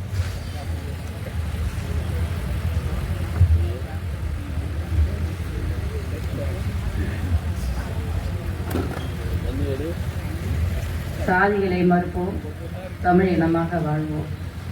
தமிழர் நீதி கட்சி ஏறு உழவர் சங்கம் நடத்தும் மே தொழிலாளர் தினத்திற்கு வருகை புரிந்துள்ள எனது உயிர் தமிழ் சொந்தங்கள் அத்தனை பேருக்கும் இந்த இரவு நேரத்தில் வணக்கத்தை தெரிவித்துக் கொள்கிறேன். நமது மக்கள்லாம் வரும்போது எல்லாமே திரண்டு வந்தீங்க. இப்போ எல்லாம் எந்த பக்கம் பிரிஞ்சு போயிருக்கீங்கன்னு தெரியல. கொஞ்சம் அடுத்தது தலைவர் பேச போகிறாங்க, சீக்கிரமே நிகழ்ச்சி முடிய போகுது. கொஞ்சம் எல்லாம் உட்காந்து அமைதியாக தலைவர் பேசுகிற கருத்துக்களை கேளுங்க. வந்து உட்காடுறீங்க, திருப்பி எழுந்துச்சு போகிறீங்க. இந்த நிகழ்ச்சி எதுக்காக இப்போ நம்ம நடத்துகிறோம்? இங்கே வந்திருக்கிறவங்க எல்லாமே உழைக்கக்கூடிய மக்கள் தான். இங்கே யாரும் அதானியோ அம்பானியோ கோடீஸ்வரவங்களோ வரல. நம்ம வந்திருக்கிற அனைவருமே உழைக்கக்கூடிய ஒரு விவசாய குடும்பத்தில் இருக்கிறவங்க, உழைக்கக்கூடிய மக்கள் தான். நம்ம உழைக்கக்கூடிய மக்களுக்காக தான் இந்த நிகழ்ச்சி. எதுக்காக? நம்மளுடைய உழைப்பை எப்படி சுரண்டுறாங்க, நமக்கு வேலைக்கு ஏற்ற ஊழியம் கொடுக்கல அப்படிங்கிறத பற்றி பேசுறது தான். இதுக்கு முன்னாடி பேசிய ஐயாவிலேருந்து தோழர்கள்லேருந்து அம்மா பேசினது எல்லாருமே சிறப்பாக பேசியிருக்காங்க. இதில் நாம் ஒன்றும் புதுசாக பேச போகிறதில்ல. நம்ம மக்களுக்கு நம்ம எந்த அளவுக்கு உழைக்கிறோம். இப்போது அமெரிக்காவில் எடுத்துக்கிட்டிங்கன்னா இப்போ வேலை 15 மணி நேரம் 18 மணி நேரம் வேலை கொடுத்ததில்ல, போராடி தான் 8 மணி நேரமாக அந்த வேலையை குறைச்சி 8 மணி நேரம் வேலை வாய்ப்பை வந்து உறுதிப்படுத்திருக்காங்க. அதுக்கு எவ்வளோ உயிர்கள் தியாகம் பண்ணி தான் அந்த வெற்றி அடைஞ்சிருக்காங்க. அதுபோல் நம்ம எல்லாம் உழைக்கக்கூடிய மக்கள் இன்னைக்கு எந்த அளவுக்கு ஒரு தமிழ்நாட்டில் பார்த்தீங்கன்னா ஆணுக்கு நிகராக பெண்களும் உழைக்கிறாங்க. பெண்களுக்கு வந்து சம ஊதியம் இல்லை. இது வரலையுமே நம்ம பெண்களுக்கு சம ஊதியம் இல்லை. இதை வந்து இந்த மே தினம் தொழிலாளர் தினத்தை முன்னிட்டு தமிழர் நீதி கட்சி சார்பாக தமிழக அரசுக்கு இது ஒரு கோரிக்கையாக வைக்கிறோம். ஆண்களுக்கு நிகராக பெண்களுக்கும் சம ஊதியம் வழங்க வேண்டும் என்று. நம்ம விவசாயிகள் எல்லாம் இன்னைக்கு பார்த்தோம்னா ரத்த கண்ணீர் தாங்க வடிக்கணும். அந்த அளவுக்கு வந்து ஒவ்வொரு விவசாயியும் இந்த வெயில்ல இருந்து கஷ்டப்படும் போது இந்த விவசாயிகளுக்கு ஏற்ற கூலி கிடைக்கல. ஒவ்வொரு பொருளும் நம்ம வாங்க போனோம்னா, கடைக்கு போனோம்னா ஒவ்வொரு பொருளும், ஒரு சின்ன பொருளுக்கு ஒரு குண்டூசி கூட சிஎஸ்டி வரின்னு போடுறாங்க. ஆனால் நம்ம மக்கள் பாருங்க, வெயிலில் கடந்து கஷ்டப்பட்டு உழைச்சி ஒரு வேர்க்கடலை எடுத்துட்டு வந்து எங்கள் அலுவலகத்துக்கும் வீட்டுக்கும் பக்கத்துலேயே தான் ஒழுங்குமுறை விற்பனை கூட இருக்கு. அங்கே வந்து இந்த மக்கள் காவ காக்கிறத பார்த்தாலே அவ்வளோ ஒரு கஷ்டமா இருக்கு. கொள்ளையில கடந்து வேர்வை சிந்தி வெயிலில் கஷ்டப்படுறதெல்லாம் பெருசு இல்லை. அங்கே வந்து அந்த பயிரை கொண்டு வந்து வச்சுட்டு பொழுதுக்கு அந்த இதில் காவ காக்குறாங்க பாருங்க. அதுக்கு ஏற்ற அந்த உழைப்புக்கு ஏற்ற கூலி கூட கிடைக்கல. ஒரு மூட்டை இன்னைக்கு எவ்வளவு போகுது? வேர்க்கடலை எடுக்கிறாங்க 7000 ரூபாய், 6000 சொச்சம் எடுக்கிறாங்க. எப்படிங்க இதுல விவசாயி முன்னேற முடியும்? விவசாயி உழைச்சு உழைச்சு உழைச்சு ஓடாதான் போறாங்களே ஒழிய அந்த உழைப்புக்கு ஏற்ற கூலி கொடுக்கல. இன்னைக்கு சாதாரணமா நிழல்ல வேலை செய்யறவங்களுக்கு கூட கொஞ்சம் அந்த அரசாங்கம் கவர்மெண்ட் ஊழியர்களுக்கு சம்பளம் கொடுக்கறாங்க. ஆனா இன்னைக்கு உழைக்கிற மக்களுக்கு எந்த ஒரு வகையிலையும் ஒரு முன்னேற்றத்துக்கான இது கிடைக்கல. இது வரலையுமே மக்கள் வந்து உழைச்சு ஓடாதான் போறாங்களோ ஒழிய, கஷ்டப்படுறாங்களோ ஒழிய உழைக்கக்கூடிய மக்களுக்கான ஊதியம் கிடைக்கல. இதெல்லாம் நம்ம எப்படி வீட்லயே உட்காந்துட்டு வேடிக்கை பார்த்துட்டு இருந்தா கிடைக்காது. இப்ப எப்படி நமக்கு வந்து போராடி தான் இன்னைக்கு 8 மணி நேரம் வேலைங்கிறது வந்து நமக்கு முன்னோர்கள் வந்து போராடி உயிர் தியாகம் பண்ணி நமக்கு கொடுத்தாங்க. அது போல நம்ம எல்லாம் போராடினாதான். ஏன் நீங்க இந்த விவசாயிகள் எல்லாம் போராட்டம் பண்ணுங்க, நாங்களும் வரோம். தமிழர் நீதி கட்சி சார்பா வரோம், ஏர் உழவர் சங்கம் சார்பா வரோம், போராடுவோம். ஒரு மூட்டை கடலைக்கு இந்த ரேட்டு வந்தாதான் கொடுப்போம் அப்படின்னு எல்லாருமே ஸ்ட்ரைக் பண்ணுங்க, போராடுவோம். போராட்டம் பண்ணாதான் உரிமையை பெற முடியும். ஒரு மூட்டை நம்ம முந்திரி ஓட்டையை வித்தோம்னா 1 பவுன் எடுக்கலாம். இப்போ எங்க இருக்கு? இப்ப முந்திரி ஓட்டை எவ்வளவுங்க விற்கிது? 1 பவுன் எவ்வளவுங்க விற்கிது? அந்த முந்திரி ஓட்டை அப்படியே தான் இருக்குது. அந்த 10,000 தாண்டதும் இல்லை, அதுக்கு மேல அந்த விவசாயிகளுக்கு அது போகிறது இல்லை. இன்னைக்கு பவுன் வந்து 80,000 விற்குது, 70,000. அதுக்கு செய்கூலி சேதாரம் போட்டு 80,000 விற்குது. எப்படி இந்த மக்கள்லாம் வந்து இல்லாத ஏழ்மையான மக்கள் எப்படி அவங்கவுங்க பொண்ணை பெற்று வச்சிருக்கிறவங்களாம் எப்படி பொண்ணை கட்டி கொடுக்கறது அப்படின்ற இதில் வரதட்சணை கொடுத்து பொண்ணை எப்படி நாங்கள் கரை சேர்க்கறது அப்படின்றது மாதிரி நினைக்கிறாங்க. அப்போ ஏன் இந்த விவசாயிகளுக்கு இந்த முந்திரி கொட்டைக்கு விலை ஏற்றுமதி, அதை ஏற்றுமதி பண்ணலாம், விவசாயிகளுக்கு கடலில் ஏற்றுமதி பண்ணலாம். ஒவ்வொருத்தவங்களும் விவசாயி காய்கறி தோட்டம் வைக்கிறாங்க, அதை போய் ரொம்ப விலை மலிவா எடுத்துட்டு வராங்க. கொள்ளையில வந்து அவங்களுக்கு பறிக்கிற அந்த காய் பறிக்கிறாங்க பாருங்க, அவங்களுக்கு அந்த கூலி கூட, அந்த பறிக்கிற ஆளுங்களுக்கு கூலி கூட கிடைக்க மாட்டாங்குது, அவ்வளவு மலிவா எடுக்கிறாங்க. ஆனா வெளியில வந்து பாருங்க விலை அதிகமா வச்சு முதலாளிகள் தான் அதை அதிகமா வச்சு லாபத்தை அடைகிறாங்க. உழைக்கக்கூடிய மக்கள் அந்த வறுமையிலே தான் வாடிக்கிட்டு இருக்கிறாங்க. இதெல்லாம் நாம எல்லாம் வந்து வேடிக்கை பார்த்துட்டு இருந்தோம்னா இப்படியே தான் இருக்கணும். பெண்கள் எல்லாமே வெளியில வாங்க, போராடினாதான் வெற்றி பெற முடியும். நம்ம வந்து பாரதிதாசன் ஐயாவில இருந்து பெரியார்ல இருந்து எல்லாமே பெண்களை வந்து முன்னிலைப்படுத்தி பெண்கள் வந்து வெளியில வரணும், போராடணும், பெண்களுக்கு சம ஊதியம் கிடைக்கணும், ஆணும் பெண்ணும் சமம் அப்படிங்கறது தான் அவங்களும் போராடி இருக்காங்க. நம்ம அது போல வந்து அடிமையா வாழ்றதை விட்டுட்டு பெண்கள் எல்லாமே வாங்க வெளியில வீதிக்கு வந்தாதான் நம்மளுடைய லட்சியத்தை அடைய முடியும். இன்னைக்கு பாத்தீங்கன்னா பெண்கள் வந்து அம்மா சொன்னது போல எவ்வளவு விதவைகள், அது எதனால எல்லாம் இந்த அளவுக்கு வருது, சாலை விபத்து, விதவைகள் எல்லாம் எதனால வருது, இந்த மது அருந்துவதனாலதான் இன்னைக்கு பெண்கள் எல்லாம் விதவையா இருக்கிறாங்க. இதெல்லாம் நம்ம கேட்க போனோம்னாக்க நம்ம நம்ம மேலேயே தான் பார்க்குறாங்க கவர்மெண்ட். மது கடையை எடுக்கணும், மது கடை வேணாம், நமக்கு ஃப்ரீயாக கொடுக்குற ரேஷன் கடையில் இலவசமாக கொடுக்குற பொருள் எதுவுமே நமக்கு வேணாம். அதுக்கு மாற்றாக இந்த மது கடையை எடுத்தாலே மக்கள் வந்து சந்தோஷமாகவும் ஆரோக்கியமாகவும் வாழ்வாங்க. இன்னைக்கு நம்ம சாப்பிட்ற உணவுப் பொருட்கள்னால அனைத்துமே நஞ்சு இதுதான். நம்ம சாப்பிடக்கூடியது எல்லாமே விஷம்தான். நம்ம எடுத்துக்கக்கூடியது அப்போ எல்லாம் பார்த்தோம்னா இயற்கை உரம் போட்டு நம்ம விவசாயத்துல வந்து ஒரு பூச்சிக்கொல்லி மருந்து எதுவுமே இருக்காது. அப்படிதான் நம்ம அப்போ அந்த காலத்துல எல்லாம் எல்லாரும் சாப்பிட்டுட்டு 100 வயசு 125 வயசு வரலையும் வாழ்ந்தாங்க. இன்னைக்கு பாருங்க, இன்னைக்கு 30 வயசை கடக்கிறதே பெரிய விஷயங்க. சுகரு பிறக்கிற குழந்தையில இருந்து எல்லாம் ஹார்ட் பிரச்சனையில இருந்து சுகர் பிரச்சனையில இருந்து ஒவ்வொருத்தவங்களுக்கும் ஒவ்வொரு நோய் இல்லாத மனிதர்களே இல்லை. அப்போ நம்ம சாப்பிடக்கூடிய உணவு எல்லாமே விஷமா தான் இருக்கு. இங்க இருக்கிற சுற்றுப்புற சூழல் எல்லாமே மாசுபட்டு போயிருக்குது. நமக்கு நம்ம அரியலூர் மாவட்டம் மக்கள் அதிகமா அதுல பாதிக்கப்பட்டு போயிருக்கிறாங்க. இதெல்லாம் கணக்கில் எடுத்துட்டு நம்ம வந்திருக்கிற கூடியவங்க அனைத்து பேருமே உழைக்கக்கூடிய மக்கள் தான். எல்லாமே விவசாயம் பண்றவங்க தான், உழைக்கக்கூடியவங்க தான். நமக்கான ஊதியம் கிடைக்கணும் அப்படின்னு இப்போ ஆண்களுக்கு நிகராக பெண்களுக்கும் சம ஊதியம் கிடைக்கணும்னு போராடுவோம். நானும் வரேன், வீதிக்கு வாங்க, போராடுவோம். போராடினாதான் வெற்றி பெற முடியும். அழுத புள்ளதான் பால் குடிக்கும். நாம பாட்டுக்கு வீட்டில் உட்காந்துருந்தோம்னா எதுவும் நடக்காது. அவங்க வந்து நமக்கு பிரச்சனை தீர்ப்பாங்க, இவங்க வந்து பிரச்சனை தீர்ப்பாங்க அப்படின்லாம் பார்த்தீங்கன்னா எதுவுமே கிடைக்காது. நம்ம இதுக்கும் அடுத்த தலைமுறைகள்லாம் வந்து இளைஞர்கள் எல்லாம் வந்து விழிப்புணர்வோட இந்த மது அருந்துவதை விட்டுட்டு விழிப்புணர்வோட எல்லாரும் வந்து செயல்பட்டாதான் நம்ம தமிழகத்தை வந்து ஒரு வளர்ச்சி நாடாக மாற்ற முடியும் என்று சொல்லி வாருங்கள், அனைவரும் நம்ம போராடினாதான் வெற்றி பெற முடியும் என்பதை கூறி இந்த மே தின தொழிலாளர் தினத்தை ஒட்டி அனைத்து மக்களுக்கும் நன்றி சொல்லி விடைபெறுகிறேன். நன்றி, வணக்கம்.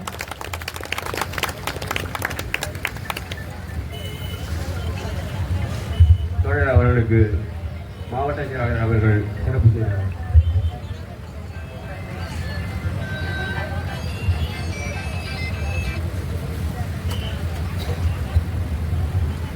அடுத்ததாக தமிழர் நீதி கட்சியின் தலைவர் செங்கமிழ் போராளி சுவா இளவரசன் அவர்கள் எழுச்சி உரையாற்றுவார்கள்.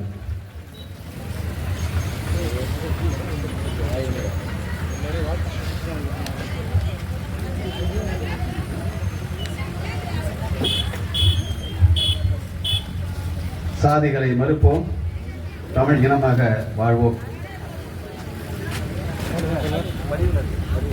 தமிழர் நீதி கட்சி ஏர் உழவர் சங்கம் முன்னெடுக்கும் மே 1 உலக தோழர் தினத்தை முன்னிட்டு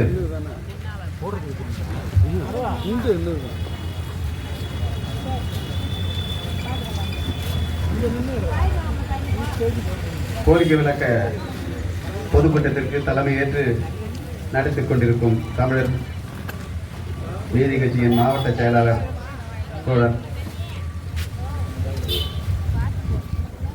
தமிழரசன் அவர்களுக்கும்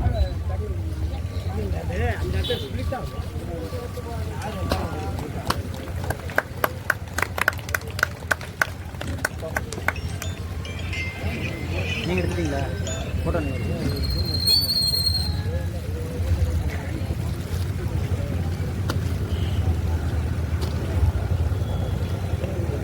இந்த கூட்டத்திற்கு வருகை புரிந்துள்ள அனைவரையும் வரவேற்புரை ஆற்றி அமர்ந்திருக்கும்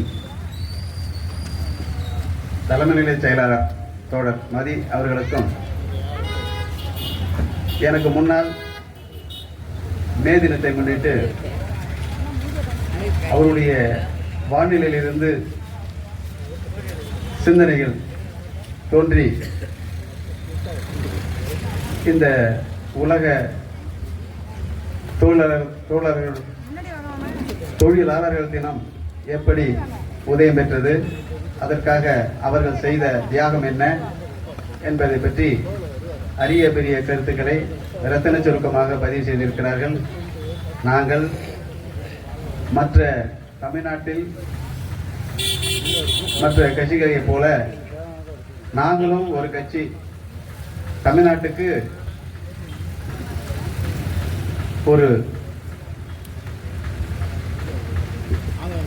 ஒரு அறிமுகம், ஏதாவது இந்த மக்களுக்கு நாங்க என்ன 10ஓட 11 அத்தோட ஒரு கட்சியா நாங்க இல்லைங்க.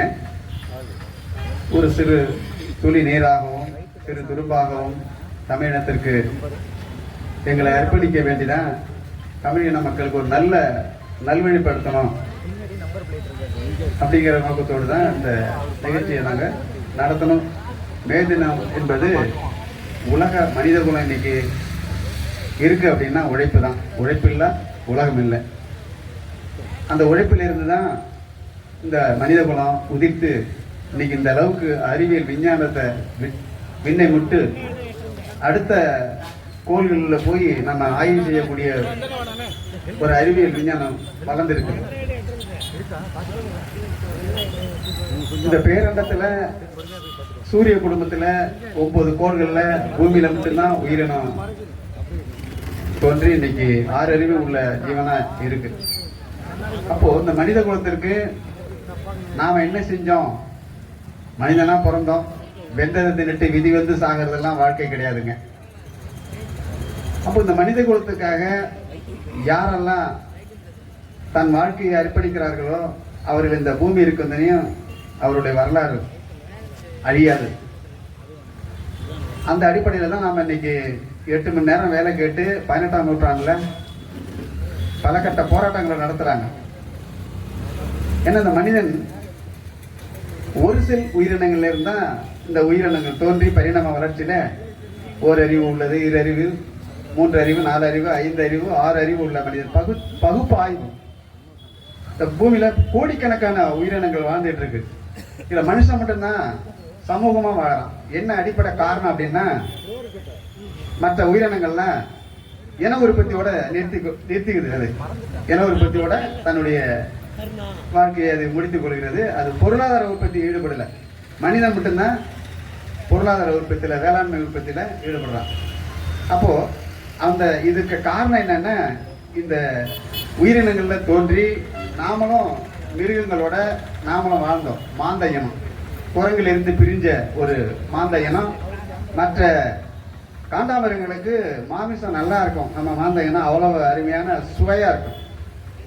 அப்படி இருந்து நம்ம வேட்டை காண்டாமிருகங்களுக்கு நம்ம வேட்டை இறைச்சியா நம்ம பயன்பட்டு இருந்த நாம அந்த மிருகத்தை எதிர்த்து நாம போராடக்கூடிய ஒரு நிர்பந்தம். எந்த ஒரு பொருளும் நிலையானது இல்லை. அறிவியல் விஞ்ஞானம் சொல்லுது எல்லா பொருளும் மாற்று முகத்தோட தான் இயங்குது. அதுல சூரியனும் அடங்கும். எதுவும் நிரந்தரமும் கிடையாது. இப்ப நாம குழந்தை பருவத்தில் எப்படி இருந்தோம், இப்ப நம்ம முதிர்ச்சியாகி எப்படி போயிட்டு இருக்கு. ஒரு விதை ஊனும் போது அது எப்படி செடி கொடியாகி மரமாகி அது எப்படி கனியை தருது, அது போல மனித வாழ்க்கையும் எங்க ஒரு செல்ல இருந்து பரிணாம வளர்ச்சி பெற்று மிருகங்களோடு நாம மிருகங்களுடைய தாக்கத்துல நாம நிர்பந்தம் கல்கருவிய எடுக்கக்கூடிய ஒரு நிர்பந்தத்தை மிருகங்கள் உருவாக்குது. அப்ப அதுல இருந்து தான் நம்ம கூட்டமா, நீங்க பாத்தீங்கன்னா குரங்கு வாலுள்ள குரங்க பாத்தீங்கன்னா கூட்டமா இருக்கும். அப்போ இந்த வாலுள்ள குரங்கு வால் இல்லாத குரங்கு நம்ம மனித குரங்கு மனிதனா பரிணாம வளர்ச்சி பெற்று இன்னைக்கு ஒரு சமூக கட்டமைப்பா நம்ம வாழறோம். கூட்டம் கூட்டமா வாழ்ந்த ஒரு இனம் குகையில தழை இலை தோல் எலும்பு இந்த மாதிரி கல்ல கருவியா பயன்படுத்தி தன்னை தற்காத்துக்கிறதுக்காக ஒரு போராட்ட நிலையில வந்துதான் இன்னைக்கு நாம அறிவியல் விஞ்ஞானம் விண்ண முட்டக்கூடிய அளவுக்கு நாம பிறக்கிறோம். நம்ம பிறந்து உழைச்சு இந்த எச்சங்கள் நம்ம என்ன விட்டுட்டு போறோம் அப்படிங்கிறத நம்ம பின்னாடி வரக்கூடிய நம்ம இப்ப கீழடி எல்லாம் சொல்லுது இல்ல, என்னமா வாழ்ந்தோம் அப்படிங்கிறது. நம்முடைய தமிழ் இனம் எப்படி உலக மனித குலத்துக்கு மூத்த இனமா நம்ம வாழ்ந்தோம். நம்ம மொழி மூத்த மொழி, நம்மளுடைய இனம் மூத்த எதை வச்சு நம்ம இது பண்றோம்னா நம்முடைய நாகரிக வளர்ச்சி பண்பாடு வளர்ச்சி எப்படி நம்ம மிருகங்கள்ட்ட இருந்து பிரிஞ்சு நம்ம மிகப்பெரிய ஒரு சமூகத்துக்கு ஒரு வழிகாட்டியா இருக்கிறோம். நம்ம ஐம்பெரும் காப்பியங்கள், சங்க இலக்கியங்கள்லாம் பார்க்கும்பொழுது இது அப்ப திருக்குறளும் உலக பொதுமொழியா இருக்குது, தொல்காப்பியமும் நல்ல மனித குலத்தின் வாழ்வுடைய நெறிமுறை என்ன, எப்படிலாம் வாழ்ந்தான் அப்படிங்கிறது காட்டுது. இந்த நிலையில இருந்தா நம்ம இன்னைக்கு அப்போ இந்த மனித அதாவது காடுகள்ல இருந்து தன்னுடைய வாழ்க்கையை அமைச்சு அந்த மிருகங்கள்டேருந்து போராடி ஒரு வரையறை பண்றான். அதாவது காடு வேட்டையாடக்கூடிய, நம்மளை வேட்டையாடுனது திருப்பி அவன் வேட்டையாடக்கூடிய ஒரு நிலையில இருந்து அப்போ ஒரு சமூக அமைப்பு ஆகுது. அப்ப அதுக்கு பேர் தான் வரையறை பண்றாரு அதாவது தோழர் காரல் மார்க்ஸ் வந்து இந்த மனித குலத்தை பற்றி ஆய்வு செய்கிறார். இப்போ ஒவ்வொருத்தரும் வந்து விமானத்தை ஆய்வு பண்றாங்க, இப்ப தொடர் வண்டி ஆய்வு பண்ணி கண்டுபிடிக்கிறாங்க, இப்படி மின்சாரத்தை கண்டுபிடிக்கிறாங்க, எடிசன் இப்படி ஒவ்வொருத்தரும் ஒரு பொருளை கண்டுபிடிக்கிறாங்க. அப்போ மனித குலத்தை பற்றி ஆய்வு பண்ணி இந்த மனித குலம் எங்க எப்படி குரங்குல இருந்து டார்வின் சொல்றாரு, குரங்குல இருந்தா மனிதன் பிரிந்தான் அப்படிங்கிறது. இப்ப திடீர்னு இன்னைக்கு எல்லாம் மக்கள்லாம் வந்து உள்ளங்கையில உலகம் இருக்கிறது போல செல்ல கைபேசியை வச்சுக்கிட்டு எந்த ஒரு கருத்துக்களை எல்லாம் மதுவை விட மோசமா இருக்குது இந்த கைபேசி மனித குலத்துக்கு. அது ஒரு பெரிய, அதாவது முதலாளித்துவம் எந்த அளவுக்கு இந்த மனித குலத்தை பெரிய ஆபத்துக்கு கொண்டு போகுதுங்கிறத நம்ம இதை மக்களுக்கு சொல்லணும். அந்த அடிப்படையில தான் இந்த மனிதன் வந்து தொடங்கி புராதன பொதுவுடைமை சமுதாயமா மிருகண்டிலிருந்து பிரியுது. மிருகங்கள்ல இருந்து தன்னை தற்காத்துக்கிறதுக்காக வேட்டையாடி புராதன பொதுவுடைமை சமுதாயம் அதனுடைய உற்பத்தி உறவு என்னன்னா வேட்டையாடி சாப்பிட்றது தான். இன்னைக்கும் பழங்குடி மக்கள்கிட்ட அது இருக்கு. மிச்ச சொச்சம் ஆய்வு பண்ணி பாருங்க. நீங்க மனுஷனா பிறகுறது என்ன சொல்றாங்க, இவங்க இந்த மே தினத்தை முன்னிட்டு இவங்க என்ன கருத்துக்கள் பண்றாங்க, யதார்த்தமா ஆய்வு பண்ணி பாருங்க. இங்க நாங்க ஒரு கம்பெனி கட்சி கிடையாது, எல்லாமே நீங்க பாத்தீங்கன்னா மிகப்பெரிய ஒரு கம்பெனி. அவங்க எல்லாம் வந்து சொல்லுவாங்க, அப்படியே வந்து ஒரு எள்ளு போட்டா எள்ளு இறங்காது. அவங்க பேசி முடிக்கிறதுன்னு யாரு ஏதாவது அசைஞ்சா அவங்க பதவி விட்டு எடுத்துருவாங்க. அந்த மாதிரி ஒரு மக்களுடைய உணர்வுகளை கூட அவங்க மதிக்கக்கூடிய தன்மையில இல்லை. அந்த மாதிரி இல்லை. நாங்க நடத்தக்கூடிய ஒவ்வொரு கூட்டமும் அப்படிதான். அப்போ அந்த உற்பத்தி உறவு முறையை, அந்த புராதன பொதுவுடைமை உற்பத்தி உறவு முறை வேட்டையாடுதல், அந்த மக்கள் கூட்டா வேட்டையாடி அந்த கறியை பகிர்ந்து திங்கிறது தான். அதுல கிடைச்ச ஆடு மாடுகளை கட்டி அப்போ அதை வேளாண்மை செய்ய ஆரம்பிச்சாங்க. அப்போ அதுதான் ஆண்டான் அடிமை சமுதாயம். இன்னைக்கு பாத்தீங்கன்னா எங்க ஊர்ல எல்லாம் கேட்டீங்கன்னா எங்க வேலைக்கு போற அப்படின்னு கேட்டாங்க, நான் ஆண்ட வீட்டுக்கு போறேன் அப்படிம்பாங்க. அப்ப பாருங்க, ஆண்டான் அடிமை, அந்த அடிமைகளை வச்சு வேலை வாங்குறது சமூக அமைப்பு. அப்ப இந்த புராதன பொதுவுடைமை சமுதாயத்தினுடைய உற்பத்தி உறவு வேட்டையாடி சாப்பிட்றது, பொதுவுடைமை எல்லாமே கூட்டா இருந்தாங்க. எந்த விதமான சாதி மத ஏற்ற தாழ்வு அப்படிங்கிறது இல்லை. இப்ப ஆண்டான் அடிமை சமுதாயம் போது என்னன்னா, இப்ப கால்நடை வளர்ப்பு, அந்த ஆண்டைகளும் அடிமைகளுங்கிற ஒரு நிலை, வர்க்க நிலை, தனி உடைமை உருவாகுது. அப்ப தனி உடைமை உற்பத்தி அதிகரிக்க என்ன ஆகுது, அப்போ நில உடைமை உருவாகுது, நிலத்தை உடைமையா வைக்கிறது. அப்போதான் பேரரசர்கள் உருவாகிறாங்க. இப்ப சேர சோழ பாண்டியர்கள்லாம் இப்ப இதுல இருந்து பட்டறை தொழிற்சாலை உருவாகுது. சின்ன சின்ன தொழிற்சாலைகளை உருவாக்கி அவங்க அதுல இருந்து சிறு முதலாளி, பெரிய அந்த பேரரசனுடைய நிர்வாகத்துல போய் வணிகம் செய்யணும்னா அவங்க அரசனுக்கு வரி பணம் கொடுத்துதான் அவங்க வணிகம் செய்ய முடியும். வரி இல்லாத பேரரசன்லாம் அந்த சிறு பட்டறை தொழில் பண்றவங்க வந்து நீங்க பாத்தீங்கன்னா 100-200 தொழிலாளி இருப்பாங்க. அப்ப எப்படி உருவாகுது பாருங்க, உற்பத்தி உருவில இருந்தா அவனுடைய வாழ்நிலை உருவாகுது. அப்ப அதுல இருந்து அந்த பேரரசர்கள் வந்து வரி கட்டி இவனுக்கு தொழில் நஷ்டமாகும். அப்ப என்ன பண்றான், வர்க்க ரீதியா வந்து அப்போ நில உடைமை அரசை தூக்கி எறிஞ்சிட்டு முதலாளித்துவ அரசு உருவாகுது. அப்ப முதலாளித்துவத்துல என்ன, முதலாளி தொழிலாளி. அப்ப அந்த முதலாளிக்கு அந்த தொழிற்சாலைகளை உருவாக்கி அதாவது 16 மணி நேரம் அப்படின்னு சொல்றாங்க, 20 மணி நேரம் தான் வேலை வாங்கியிருக்காங்க. இப்ப 18ஆம் நூற்றாண்டுல மேற்கு ஐரோப்பிய நாடுகள்ல தொழிலாளிகளை அங்க நிலத்தெல்லாம் பறிச்சு அவங்க தொழிற்சாலையை கட்டி அவங்களுக்கு எல்லாம் கிடைக்கும் அப்படிங்கிறத சொல்லி, இப்ப நம்ம சிமெண்ட் கம்பெனி எப்படி, இப்ப நம்ம அரியலூர் மாவட்டத்துல இந்த நிலம் கொடுத்தவங்களுக்கு எல்லாம் வேலை கொடுத்துருக்காங்களா, இழப்பீடு கொடுத்துருக்காங்களா? இப்ப இங்க அரியலூர் மாவட்டத்துல வந்து இந்த சுண்ணாம்பு கல் இருக்கு வாங்க, இவங்கெல்லாம் அரசாங்கத்துக்கு விண்ணப்பம் கொடுத்தாங்களா? எங்க பகுதியில வெள்ளத்தங்க இருக்குது வாங்க வந்து எடுங்க, எங்க வாழ்க்கையை வளம் பெறுங்க அப்படின்னு சொன்னாங்களா? இந்த மக்கள் எவ்வளவு வளமா வாழ்ந்துட்டு இருக்காங்க தெரியுமா? ஒரு கணம் சிந்திச்சு பாத்தீங்களா? இந்த பூமியில அதாவது சோளம், துவரை, மிளகா, கொத்தமல்லி, எப்படி என்னென்ன வரகு நவதானியங்கள் வந்து இந்த பூமியில மண்ணுக்கு ஏற்ற வளமுள்ள நல்ல சிறுதானியங்களை உற்பத்தி செய்து 140 வயசு வரைக்கும் நம்ம வாழ்ந்தோம். உணவே மருந்தா இருந்தது. இன்னைக்கு உணவே விஷமா மாறி இருக்கு. அப்போ வெள்ளாரும் கொள்ளடமும் ஒன்னா சேரக்கூடிய அளவுக்கு இன்னைக்கு சிமெண்ட் கம்பெனி, பன்னாட்டு கம்பெனி எல்லாம் உள்ள புகுந்து பெரிய பெரிய 8 கோடி மக்களுக்கு புதகுடியை வெட்டி வச்சது போல வெட்டி வச்சிருக்காங்க. அப்போ வளமா என்ன சொல்றாங்கன்னா, ஒரு சில பேர் பெரிய இந்த கம்பெனி வந்ததால் தான் நம்ம பேண்ட் சட்டை போட்டுக்கிட்டு இருக்கோம்.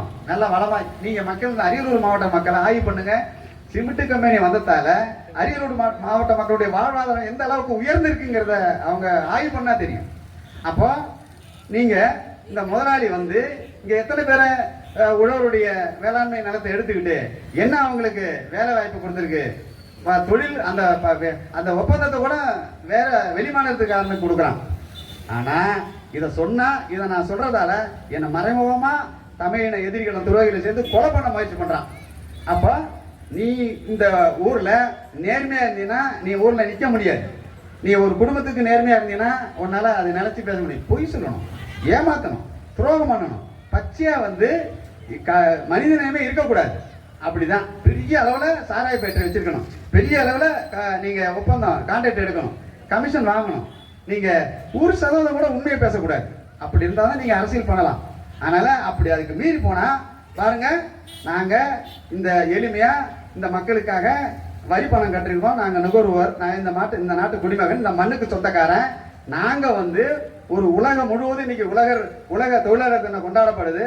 ஐநா மன்றத்தால் தீர்மானிக்கப்பட்டு உலக மக்களை அங்கீகரிக்கப்பட்டு உலகம் முழுவதும் உள்ள தொழிலாளர்கள் அன்னைக்கு ஓய்வு எடுத்து அவங்களுடைய 8 மணி நேரம் வேலை, 8 மணி நேரம் உறக்கம், 8 மணி நேரம் ஓய்வு. எப்படி ஒரு மனிதனுக்கு என்ன தேவை? 8 மணி நேரம் உழைக்கணும், அவனுக்கு உழைச்சே ஆகணும். 8 மணி நேரம் ஓய்வு எடுக்கணும், 8 மணி நேரம் உறங்கணும், தூங்கணும். அப்போ 24 தான் ஒரு நாள். அப்போ இதை வரையறை பண்றாங்க. யார் வரையறை பண்றாங்கன்னா இந்த மனித குலத்தை ஆய்வு பண்றாங்க. என்ன மாதிரியா இந்த சமூகம் வந்து இருக்கு, எதை நோக்கி போகுது. அப்போ இவன் 8 மணி நேரம், 12 மணி நேரம், 20 மணி நேரம் உழைச்சி அதுல இருந்து இவனுக்கு ஓய்வு இல்லை. அப்ப உழைப்புக்கு ஏற்ற கூலி கிடைக்கல. அப்ப என்ன பண்றாங்க, மக்கள் இழப்பதற்கு உயிரை தவிர வேற எதுவுமே கிடையாது. அப்ப இழப்பதற்கு உயிர் தான் இருக்கு, வேற எந்த உரிமையும் கிடையாது. அதுக்கான ஒரு நிர்பந்தம். எந்த நிர்பந்தம்? எப்படி காண்டான் மிருகம் வந்து நம்ம மாந்த இனத்தை இறைச்சிக்கு பயன்படுத்தும் போது நிர்பந்தம் ஏற்பட்டதோ அதே மாதிரி தான் அந்த முதலாளித்துவங்கிறது. கொஞ்சம் கூட அவங்கள்ட்ட கருணை இருக்காது. அப்ப அந்த அடிப்படையில் தான் ரத்தம் சிந்தி போராடி சமாதானமா வெள்ளக்கொடி எழுந்து போராடுறாங்க. அமெரிக்காவில் சிகாகோவில் கடுமையா இறுதியா போராடும் பொழுது, வெள்ளக்கொடி எழுந்து போராடும் பொழுது தான் அந்த தொழிலாளர்களை சுட்டு சிவப்பு கொடியா மாத்தினாங்க. அப்ப இது வரலாறு. இப்ப இது நம்ம மக்களுக்கு என்ன தெரியுது? இன்னைக்கு இருக்கக்கூடிய தமிழ்நாட்டினுடைய அரசியல் நிலை, தற்கால சூழல் என்ன? நீ எந்த சாதியில இருந்து பிறந்த, நீ என்ன செஞ்சிருக்க, உன் சாதி ஓட்டு என்ன இருக்கு, உன்ட்ட சார நீ பேட்டரி வச்சிருக்கியா என்ன? அந்த மக்களுக்கு என்ன பண்றாங்க பாருங்க, ஒவ்வொருத்தரும் ஆய்வு பண்றாங்க. இந்த மக்களுக்கு எல்லா சுயமரியாதையோட தெற்காசியாவை ஆண்ட பரம்பரை நாம. இன்னைக்கு என்ன தெரியுமா இருக்கு? கோழிப்பணியாரில் கொண்டாந்து வச்சுட்டான். ஆனா இதை சொன்ன இவர் என்ன பெரிய குடிக்கிடுவாரா, இவருடைய என்ன பலம் இருக்கு, இவருடைய என்ன பலம் இருக்குன்னு ஆய்வு பண்றான். அப்ப என்கிட்ட சாராய பேட்டரி இல்ல, என்கிட்ட பெரிய பெரிய தொழிற்சாலை இல்ல, என்கிட்ட பொய் இல்ல, என்கிட்ட ஏமாத்து இல்ல, என்கிட்ட துரோகம் இல்ல, நீதி தான் இருக்கு, உழைப்பு தான் இருக்கு. உழைப்புக்கு மிஞ்சினது ஏதாவது உண்டா? உழைப்பு இல்லைன்னா உலகமே இல்லை. நீ பணத்தை வச்சுக்கிட்டு என்ன பண்ண போற? நீ அதிகாரத்தை வச்சுட்டு எத்தனை அதிகாரமும் நிலையானது கிடையாது. உலகத்துல ஹிட்லர் போல பெரிய அதிகாரம் வச்சவன் அவனே இன்னைக்கு ஆய்வு பண்றான். ஹிட்லர் படையை நான் படிச்சிருக்கேன். எப்படி படையை அமைச்சிருக்கான் தெரியுமா? அவனுக்கு ஒரு வயசு குழந்தைய வந்து விளக்கணையில வச்சு அழுத்தி அதுல மூச்சு திணறல் ஏற்பட்டேன்னா அந்த குழந்தைய அவன் பட்டாளத்துக்கு சேர்த்துக்க மாட்டான். அப்படியேப்பட்ட ஒரு படை கட்டணம். ரஷ்யாவே பிடிச்சான். ரஷ்யாவே முழுமையா படையெடுத்து வெற்றி சூடி விழா எடுக்க போறான். ஆனா அவன் எதுக்காக அங்க ரஷ்யாவில் வந்து அந்த அந்த அந்த காலகட்டத்தில் அதிபராக இருந்த ஸ்டாலின் வந்து என்ன பண்ணாரு, எதிரியை உள்ள விடுறாரு. ஏன்? பனிக்காலம் வரட்டும், நமக்கு தேவையானது எல்லாம் எதிரி கொண்டு வரான் அப்படிங்கிறத யுத்ததந்திர போர் தந்திரம் உள்ள விட்டு பனிக்காலம் வந்தவொடனே ஜெர்மனி படைய ஒரு மிகப்பெரிய ஒரு போர் தந்திரத்துல வெற்றி பெற்றாங்க. அப்போ ஹிட்லர் பட தோல்வி கண்டது. அப்ப அவன் என்ன நினைச்சான், உலகத்துல என்ன வெல்ல யாருமே இல்லை, உலகத்திலே சிறந்த மொழி ஜெர்மனி மொழி, உலகத்திலே சிறந்த மனிதன் ஜெர்மனின்னு சொல்லிதான் இனவெறியோட போராட்டத்தை திணிச்சான். என்னாச்சு? அதிகாரத்துல இருந்துகிட்டு இந்த மக்களை, உழைக்கக்கூடிய மக்களை, தொழிலாளர்களை, உழவர்களை நீங்க வஞ்சகம் செஞ்சு நீங்க படுகொலை செஞ்சீங்கன்னா, அதிகாரத்தை வச்சு நீங்க அத்துமீறினீங்கன்னா என்ன ஆகும்? நிலைமை உங்களுக்கு நீங்க உயிர் உதயம் பெறும்போது மரணத்தை சுமந்துக்கிட்டு தான் நாம பிறந்திருக்கோங்கிறத மறந்துட்டு நீங்க பேசக்கூடாது. இன்னைக்கு நீங்க வஞ்சகம் பண்ணி இந்த மக்களை நீங்க பல்வேறு நிலையில படுகொலை செய்யறீங்க. உணவே விஷமா மாத்தி நீங்க பண்றீங்க. அப்போ நல்ல நிலையில வாழ்ந்துட்டு இருந்த தமிழனா நீங்க பிச்சை எடுக்க விட்டீங்க.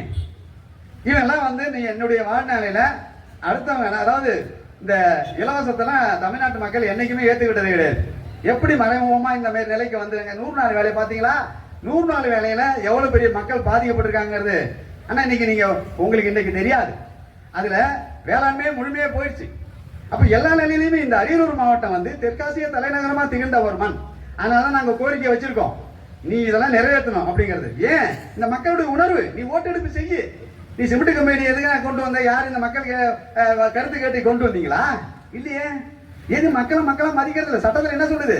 இந்திய அரசு சட்டத்துல ஒரு தொழிற்சாலையை தொடங்கணும்னா அந்த மக்களுடைய கருத்துக்கு நீ ஆய்வு பண்ணணும். நீ அதிகாரத்தில் வந்த உடனே உன்னை கண்ணை மறைச்சிடுது. அப்ப நாங்க என்ன சொன்னோம்? இந்த பகுதியில இந்த நிலக்கரி திட்டத்துல எவ்வளவு பெரிய பாதிப்பு ஏற்பட்டிருக்கு, சிமெண்ட் கம்பெனியில எவ்வளவு பெரிய பாதிப்பு ஏற்பட்டிருக்கு. அப்ப இதை நாங்க ஆய்வு செய்யணும். இது வெள்ளரிக்கை இந்த அரசு வெளியிடணும். இந்த மக்களுடைய ஒவ்வொருத்தரும் சாலை விபத்துல சாவறதுல இருந்து இப்ப இன்னைக்கு வேலை வாய்ப்புல எல்லாம் கேரளா, வெளிநாடு போறாங்க. அப்ப எல்லா வளமும் உள்ள இந்த நாடு எவ்வளவு செல்வம் செழிப்பா வாழ்ந்திருக்கிறோம். நாம வாழ்ந்ததுக்கான தமிழ செல்வம் செழிப்பா வாழ்ந்ததுக்கான அடையாளத்தை நான் சொல்றேங்க. கரிகாலன் கல்லணை கட்டினான் 2000 ஆண்டுகளுக்கு முன்பு. 2000 ஆண்டுகளுக்கு முன்பு கரிகாலன் கல்லணை கட்டி கிட்டத்தட்ட தமிழ்நாட மிகப்பெரிய செல்வம் செழிப்பா வாழ வச்சான். அதை வளர்ந்து இன்னைக்கு என்ன அதனுடைய வளர்ச்சி தான். அவனுடைய வழி வந்த ராஜராஜ சோழன் தஞ்சை பெரிய கோயில் கட்டியிருக்கான். அவன் வழி வந்த ராஜேந்திர சோழன் தெற்காசிய தலைநகரமா திகழ்ந்த நம்ம கங்காட சோழன் கோயிலை கட்டியிருக்கான். அதெல்லாம் பள்ளிக்கூடங்க, தமிழ் இனத்துக்கு பள்ளிக்கூடம். அதுல நீங்க போய் ஒவ்வொரு வரியிலும் என்னென்ன எழுதியிருக்கான் நம்ம பாட்டேன், எப்படிலாம் எங்கெல்லாம் படையெடுத்து நல்ல நெறிமுறைகளை மனித குலத்துக்கு ஊட்டி இருக்காங்க. நீங்கெல்லாம் கொஞ்சம் போய் பாருங்க, கல்லணையை பாருங்க, தஞ்சை பெரிய கோயிலை போய் பாருங்க, கங்காட சோழன் கோயிலை பாருங்க. எப்படிலாம் நீர்நிலையை வெட்டி எப்படிலாம் வேளாண்மை செழிப்போட செல்வம் செழிப்போட வாழ்ந்தாங்கிறது நீங்க ஒரு கணம் சிந்திச்சு பாருங்க. ஏதோ நம்ம சுகாதாரவசன் கட்சியில தமிழர் நீதி கட்சியில வந்தா போலீஸ் நெருக்கடி வந்துடும். நாம என்ன கஞ்சா விற்கிறோமா, திருடுறோமா, நம்ம என்ன கைவிட்டு வாங்குறோமா? எந்த அடிப்படையில?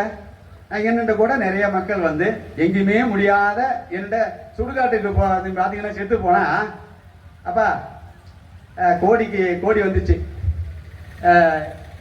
தண்ணிக்கு ஆள் விடு அப்படிங்கிற கண்டிஷன் தான் எண்ட வருது. நீங்க சரியா செயல்பட்டா நாங்க என்னெல்லாம் யாரும் வரமாட்டாங்க. நானா போய் வாங்க நான் பிரச்சனையை உங்க பிரச்சனையை முடிச்சுடுறேன்னு நான் சொல்றேன். இந்த மக்களுடைய வாழ்வாதார ஒவ்வொரு குடும்பம், அதாவது ஒரு கணவன் மனைவிக்குள்ள என்ன முரண்பாடு, ஒரு தாய் தந்தைக்குள்ள என்ன முரண்பாடு, ஒரு மொழி பேசக்கூடிய மக்களுக்குள்ள என்ன முரண்பாடு, அதையாவது நம்ம நன்னெறிகளை சொல்லி கொடுத்தானே நம்ம ஐயன். எப்படி 2000 ஆண்டுகளுக்கு முன்பு உருவான மனித குலத்துக்கு மூத்த குடியா இருந்த நம்ம நெறிமுறைகளை மனித குலத்துக்கு சொல்லி கொடுத்தது பாருங்க. எப்படி இன்னைக்கு நிலைமை இருக்கு. அதாவது ஒரு மொழி பேசக்கூடிய ஒரு தாய் மக்களுக்குள்ள ஏற்படக்கூடிய முரண்பாடு நட்பு முரண்பாடுங்க. நம்ம எல்லாம் ஒரு தாய் மக்களுங்க. நம்ம ஒரு மொழி பேசக்கூடிய ஒரு தாய்க்கு பிறந்த பிள்ளைங்களை எப்படி திரும்ப பிரிச்சு வச்சிருக்கா? மேல் சாதி, இந்த மேல் சாதி கீழ் சாதின்னு சொல்றான். இந்த மேல் சாதிக்காரன் 13-12 மாசத்துல பிறந்தானே. இதை பேசுற நிறைய பேருக்கு எரிச்சலா இருக்கு. இதை பேசவே கூடாதுங்கிறான். அப்ப என்ன பாருங்க, அப்ப நான் சுவாசிக்கிற காற்று மேல் சாதி காற்று. அப்ப இந்த காற்று நான் குடிக்கிற தண்ணி மேல் சாதி குடிக்கிற தண்ணி, இந்த நான் உடம்புல ஓடு இருக்கிற ரத்தம், அப்ப வெள்ளை செவப்பனு, இதெல்லாம் எப்படி மனித நானும் 10 மாசத்துல தான் பிறந்திருக்கேன். அப்போ இவங்க எப்படிலாம் நம்மளை ஊர் 2 பட்டம் கூத்தாடி கொண்டாட்டம். அதனால்தான் பிழைக்க வந்தவன்லாம் தமிழ்நாட்டுல வளமா வாழ்ந்து இன்னைக்கு நம்மளை எப்படி பாருங்க, பிழைக்க வந்தவன் வளமா வாழறான். அவன் தமிழ்நாட்டு மக்கள் வாழ வச்சு ஆள வச்சு அழகு பார்த்த ஒரு இனம் தமிழ் இனம் தான். இதை சொன்னா அவங்களுக்கு வலிக்குது. என்ன வலிக்குது? இன்னைக்கு உலக மே தினத்துக்கு நாங்க ஒரு எளிமையான ஒரு ஏற்றத்தை படுத்து இங்க மேடை போடாத, அங்க போடு, இங்க போடு. ஏன் நாங்க வரி பணம் கட்டல? எங்களுடைய இந்திய அரசு சட்டத்துல நாங்க பேச்சு உரிமை எழுத்து உரிமை இருக்குங்க. இந்த நாட்டுல பிரச்சனை இருக்கு. அதாவது கருவறையில இருந்து கல்லறை வரைக்கும் நான் ஒரு சிறையில் படித்தேன் இந்த உண்மையை. கருவில் இருந்து, அதாவது கருவுங்கிறது நம்ம கருவறைங்கிறது நம்ம குழந்தை உருவாகிற இடம். அதுல இருந்து கல்லறை, கல்லறைன்னா நம்ம இடுகாடு, புதைக்கிறது. தமிழுடைய பண்பாடு என்னன்னா புதைக்கிறதாங்க. அதனால தான் கீழடியை பற்றி நம்ம ஆய்வு பண்ணுறோம். இந்த வந்தேறி இருக்கான் பாரு பார்ப்பனவை, அவன் தான் வந்து எரிச்சது. அவனுக்கு இடம் புதைக்கிறதுக்கு இடம் இல்லை. அப்போ நமக்கெல்லாம் இடுகாடு தான். இடுகாடுங்கிறது புதைக்கிறது.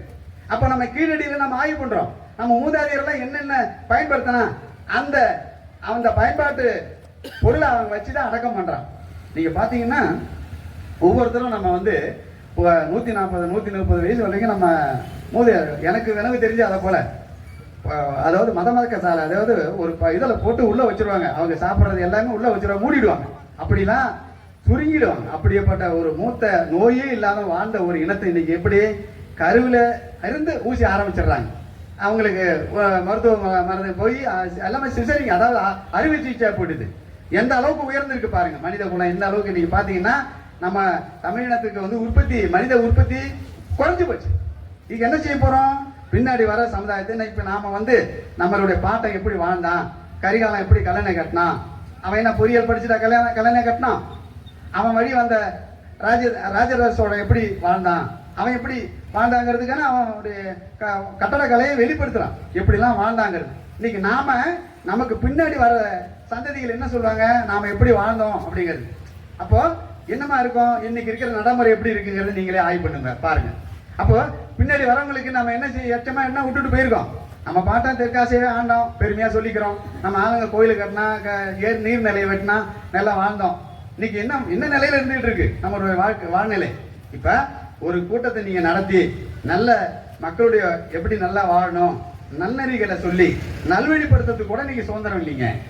கருத்து சுதந்திரத்துக்கு கூட நீங்க மறைமுகமா மிரட்டுறாங்க, நீ என்ன பண்ற அப்படின்னு. அப்ப அந்த மாதிரி இருக்கக்கூடிய சூழல் தான் இந்த மாதிரி ஒரு அமைப்புகள் உருவாகுது. நாங்கெல்லாம் உருவ வேண்டியவே இல்லை. நான் 13 ஆண்டு இந்த இளமையில உள்ள போய் இருக்க வேண்டிய அவசியம் இல்லை எனக்கு. இன்னும் நான் கையொப்பு தான் போடுவேன், இன்னும் நான் கண்டிஷன் பயில் தான் போட்டுக்கிட்டு இருக்கேன். அப்ப எதனால? நீ துரோகம் பண்ணு, நீ ஏமாத்து, உனக்கு பதிவு தானா வரும்.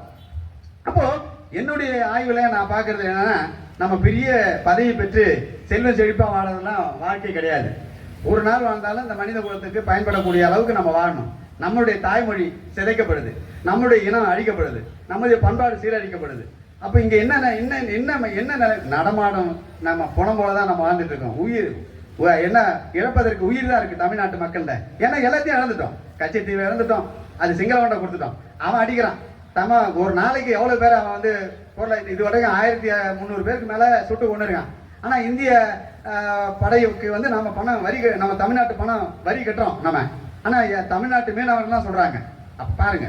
அப்போ அதே போல நீங்க கண்ணகி கோயில் இழந்துட்டோம். கண்ணகி யாருக்கு சொந்தமானது? கண்ணகி வந்து யாருக்கு சொந்தமானவங்க? ஆனா அதை பாருங்க, கேரளாவில் மலையாள நாட்டில் இழந்துட்டோம்.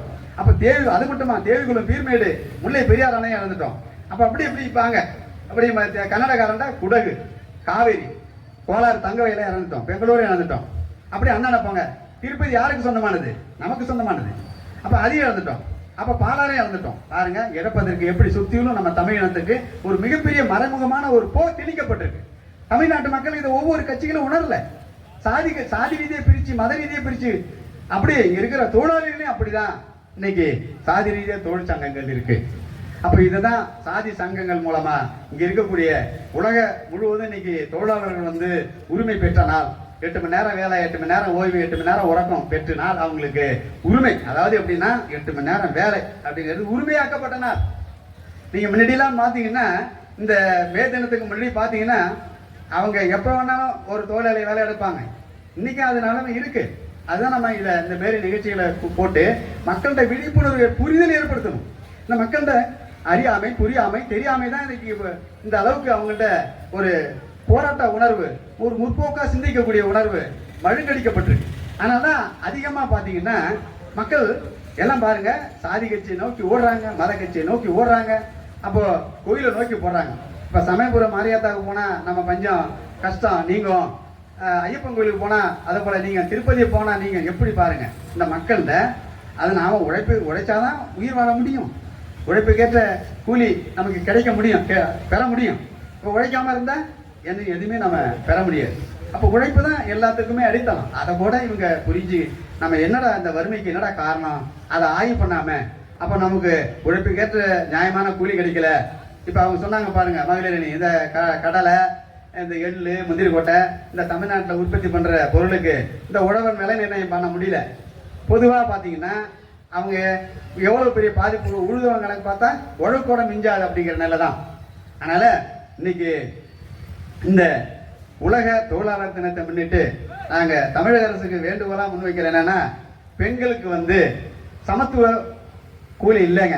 கொத்தனாருக்கு சித்தாலா வேலை செய்கிறவங்க நிலைமையை பார்த்தீங்கன்னா தெரியும். உதாரணத்துக்கு நீங்கள் களை எடுக்கிறதுங்களை பார்த்தீங்கன்னா எல்லாமே கிராமப்புறங்களில் இன்னும் அந்த நிலை இருக்கு. அதுக்கு எல்லாமே அது இந்த மக்களுக்கு உழைப்புக்கேற்ற கூலி கிடைக்கல. அந்த தொழிலாளருக்கு பாதுகாப்பு இல்லை. கரும்பு வெட்டுறவங்களுக்கு என்ன மாதிரியான பாதுகாப்பு இருக்கு? ஒவ்வொருத்தரும் கட்டட வேலை செய்யறவங்களுக்கு என்ன அணிசேரா தொழிலாளர் நல வாரியம் அமைச்சிருக்காங்க, என்ன கிடைச்சிருக்கு, என்ன வாழ்க்கையில முன்னேறி இருக்காங்க. அப்போ இன்னைக்கும் அவங்களுக்கு வறுமையில இருக்கிறாங்க அப்படிங்கிறதுக்கான எடுத்துக்காட்டு தமிழக அரசு செய்யற இலவச உதவிகள் பாருங்க. பெண்களுக்கு மாதம் 1000 ரூபாய் கொடுக்குறாங்க. அப்ப இலவசமா எல்லாருக்கும் பொங்கல் தீபாவளி வந்தா இலவசமா அரிசி கொடுக்குறாங்க. ஏன்னா தமிழன் தமிழ் இனம் எப்படி வாழ்ந்த ஒரு இனம். நீங்களா உங்க 40, 50, 60 வயசுக்கு முன்னாடி இருந்தவங்க எல்லாம் ஆய்வு பண்ணி பாருங்க. நம்முடைய பாட்டெல்லாம் எப்படி வாழ்ந்தான். இந்த அரசாங்கம் என்ன செஞ்சுக்கிட்டு இருக்கு? அரசாங்கம் கல்வியை தான் அரசு உடைமை ஆக்கணும். ஒரு தாய் தந்தை நீங்களே பார்த்துருக்கீங்க, நீங்க பாருங்க உங்க பிள்ளைகளுக்கு நீங்க என்ன ஊட்டுவீங்க, என்னத்தை சொல்லி கொடுப்பீங்க? தம்பி மோனே மதுக்குடி, தம்பி மோனே கஞ்சாடி, பீடி அடி சொல்லுவீங்களா? அப்போ ஒருபோதும் எந்த ஒரு தாய் தந்தையும் அதை போல சொல்ல மாட்டீங்க. அப்போ கல்வி நல்லா படிடா, நல்லா நீ படிச்சு முன்னேறு, நல்ல பிறருக்கு எந்த தீங்கும் செய்யாத அப்படின்னு தான் சொல்லி கொடுப்பீங்க. அப்ப நான் என்ன பாக்குறேன், இந்த அரசாங்கத்தை, மத்திய மாநில அரசாங்கத்தை நான் ஒரு தாய் தந்தை போல நான் பாக்கி வைக்கிறேன். என்னுடைய வரி பணத்தில் நீங்க ஏங்குறீங்க. எனக்கு என்ன சொல்லி கொடுக்கணும்? கல்வி கொடுக்கணும், நல்ல குடிநீர் கொடுக்கணும், நல்ல சுகாதாரமான உணவு கொடுக்கணும், எனக்கு நல்ல பாதுகாப்பு கொடுக்கணும். அப்ப என்னுடைய வரி பணத்தை தான் நீங்க ஏங்குறீங்க. அப்ப எங்க இருந்து உங்களுக்கு இந்த வரி பணம் வருது? இந்த அரசாங்கத்தை ஏற்கிறதுக்கு யாரு உங்களுக்கு இந்த இதுக்கெல்லாம் மூலதனம் எங்க இருந்து வருது? உழைப்பிலிருந்து வருது.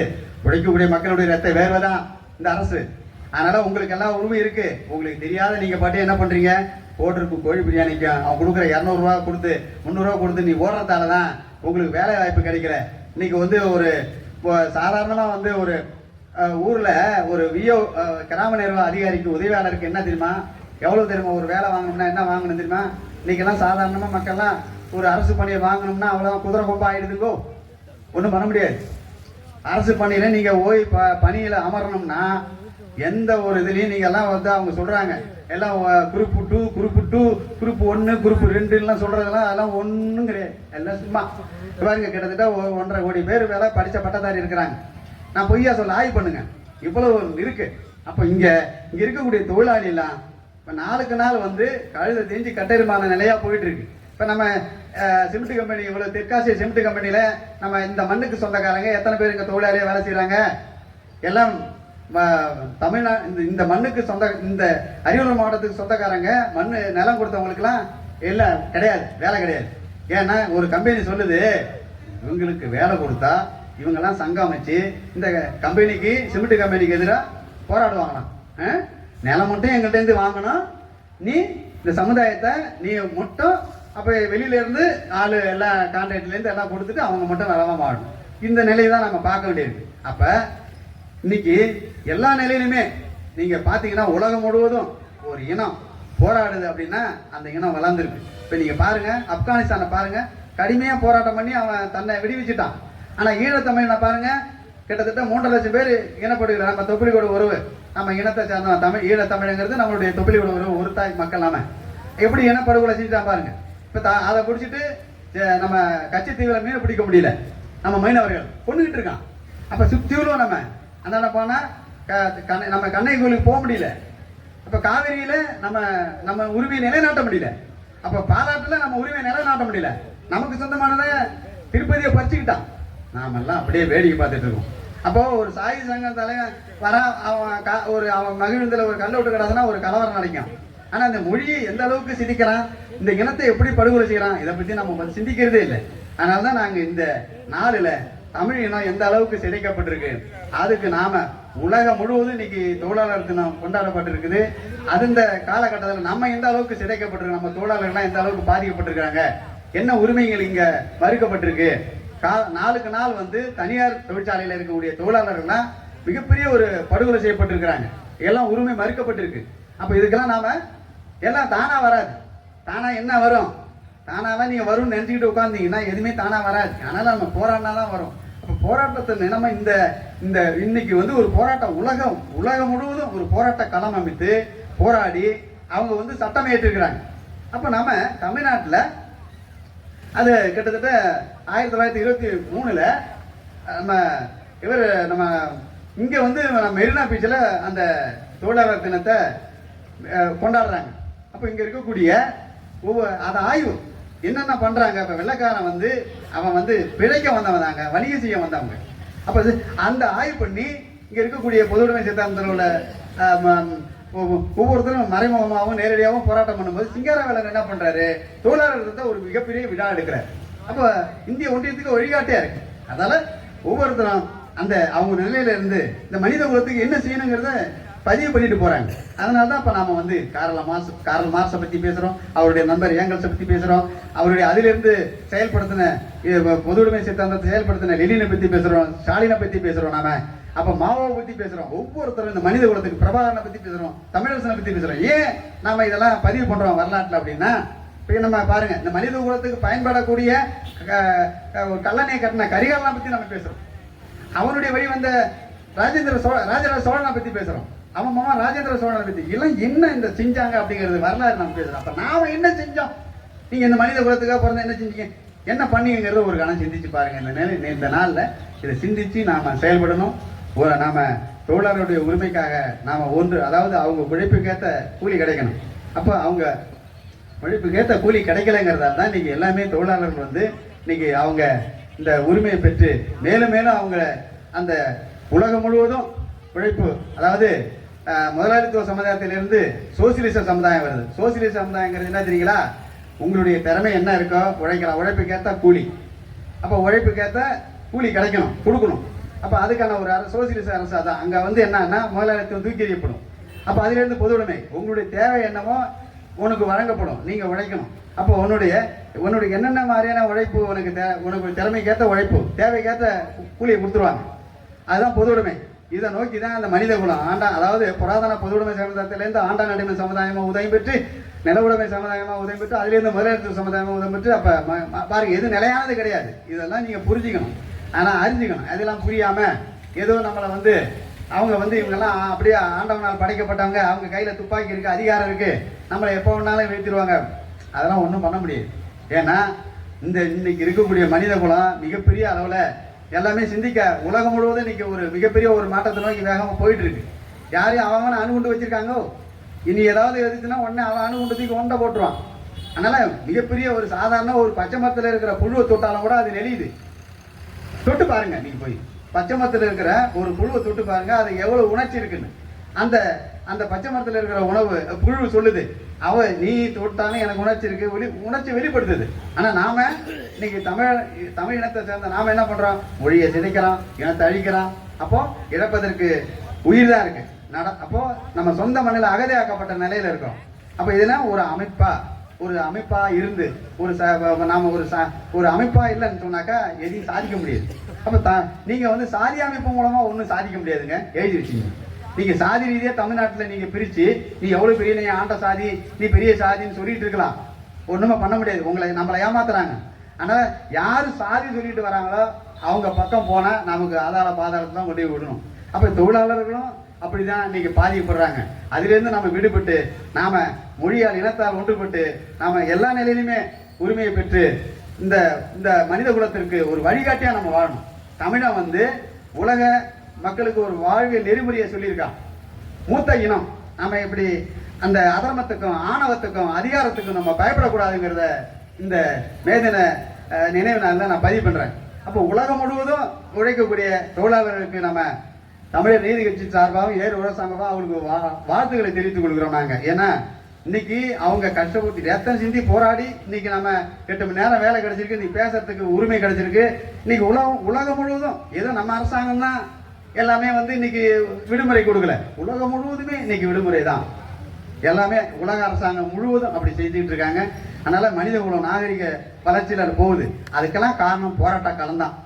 எந்த ஒரு வியாபாரங்க சேதாரம் இல்லாம நகை செய்ய முடியாது, அப்போ இழப்புகள் இல்லாம உரிமை பெற முடியாது. நன்றி, வணக்கம்.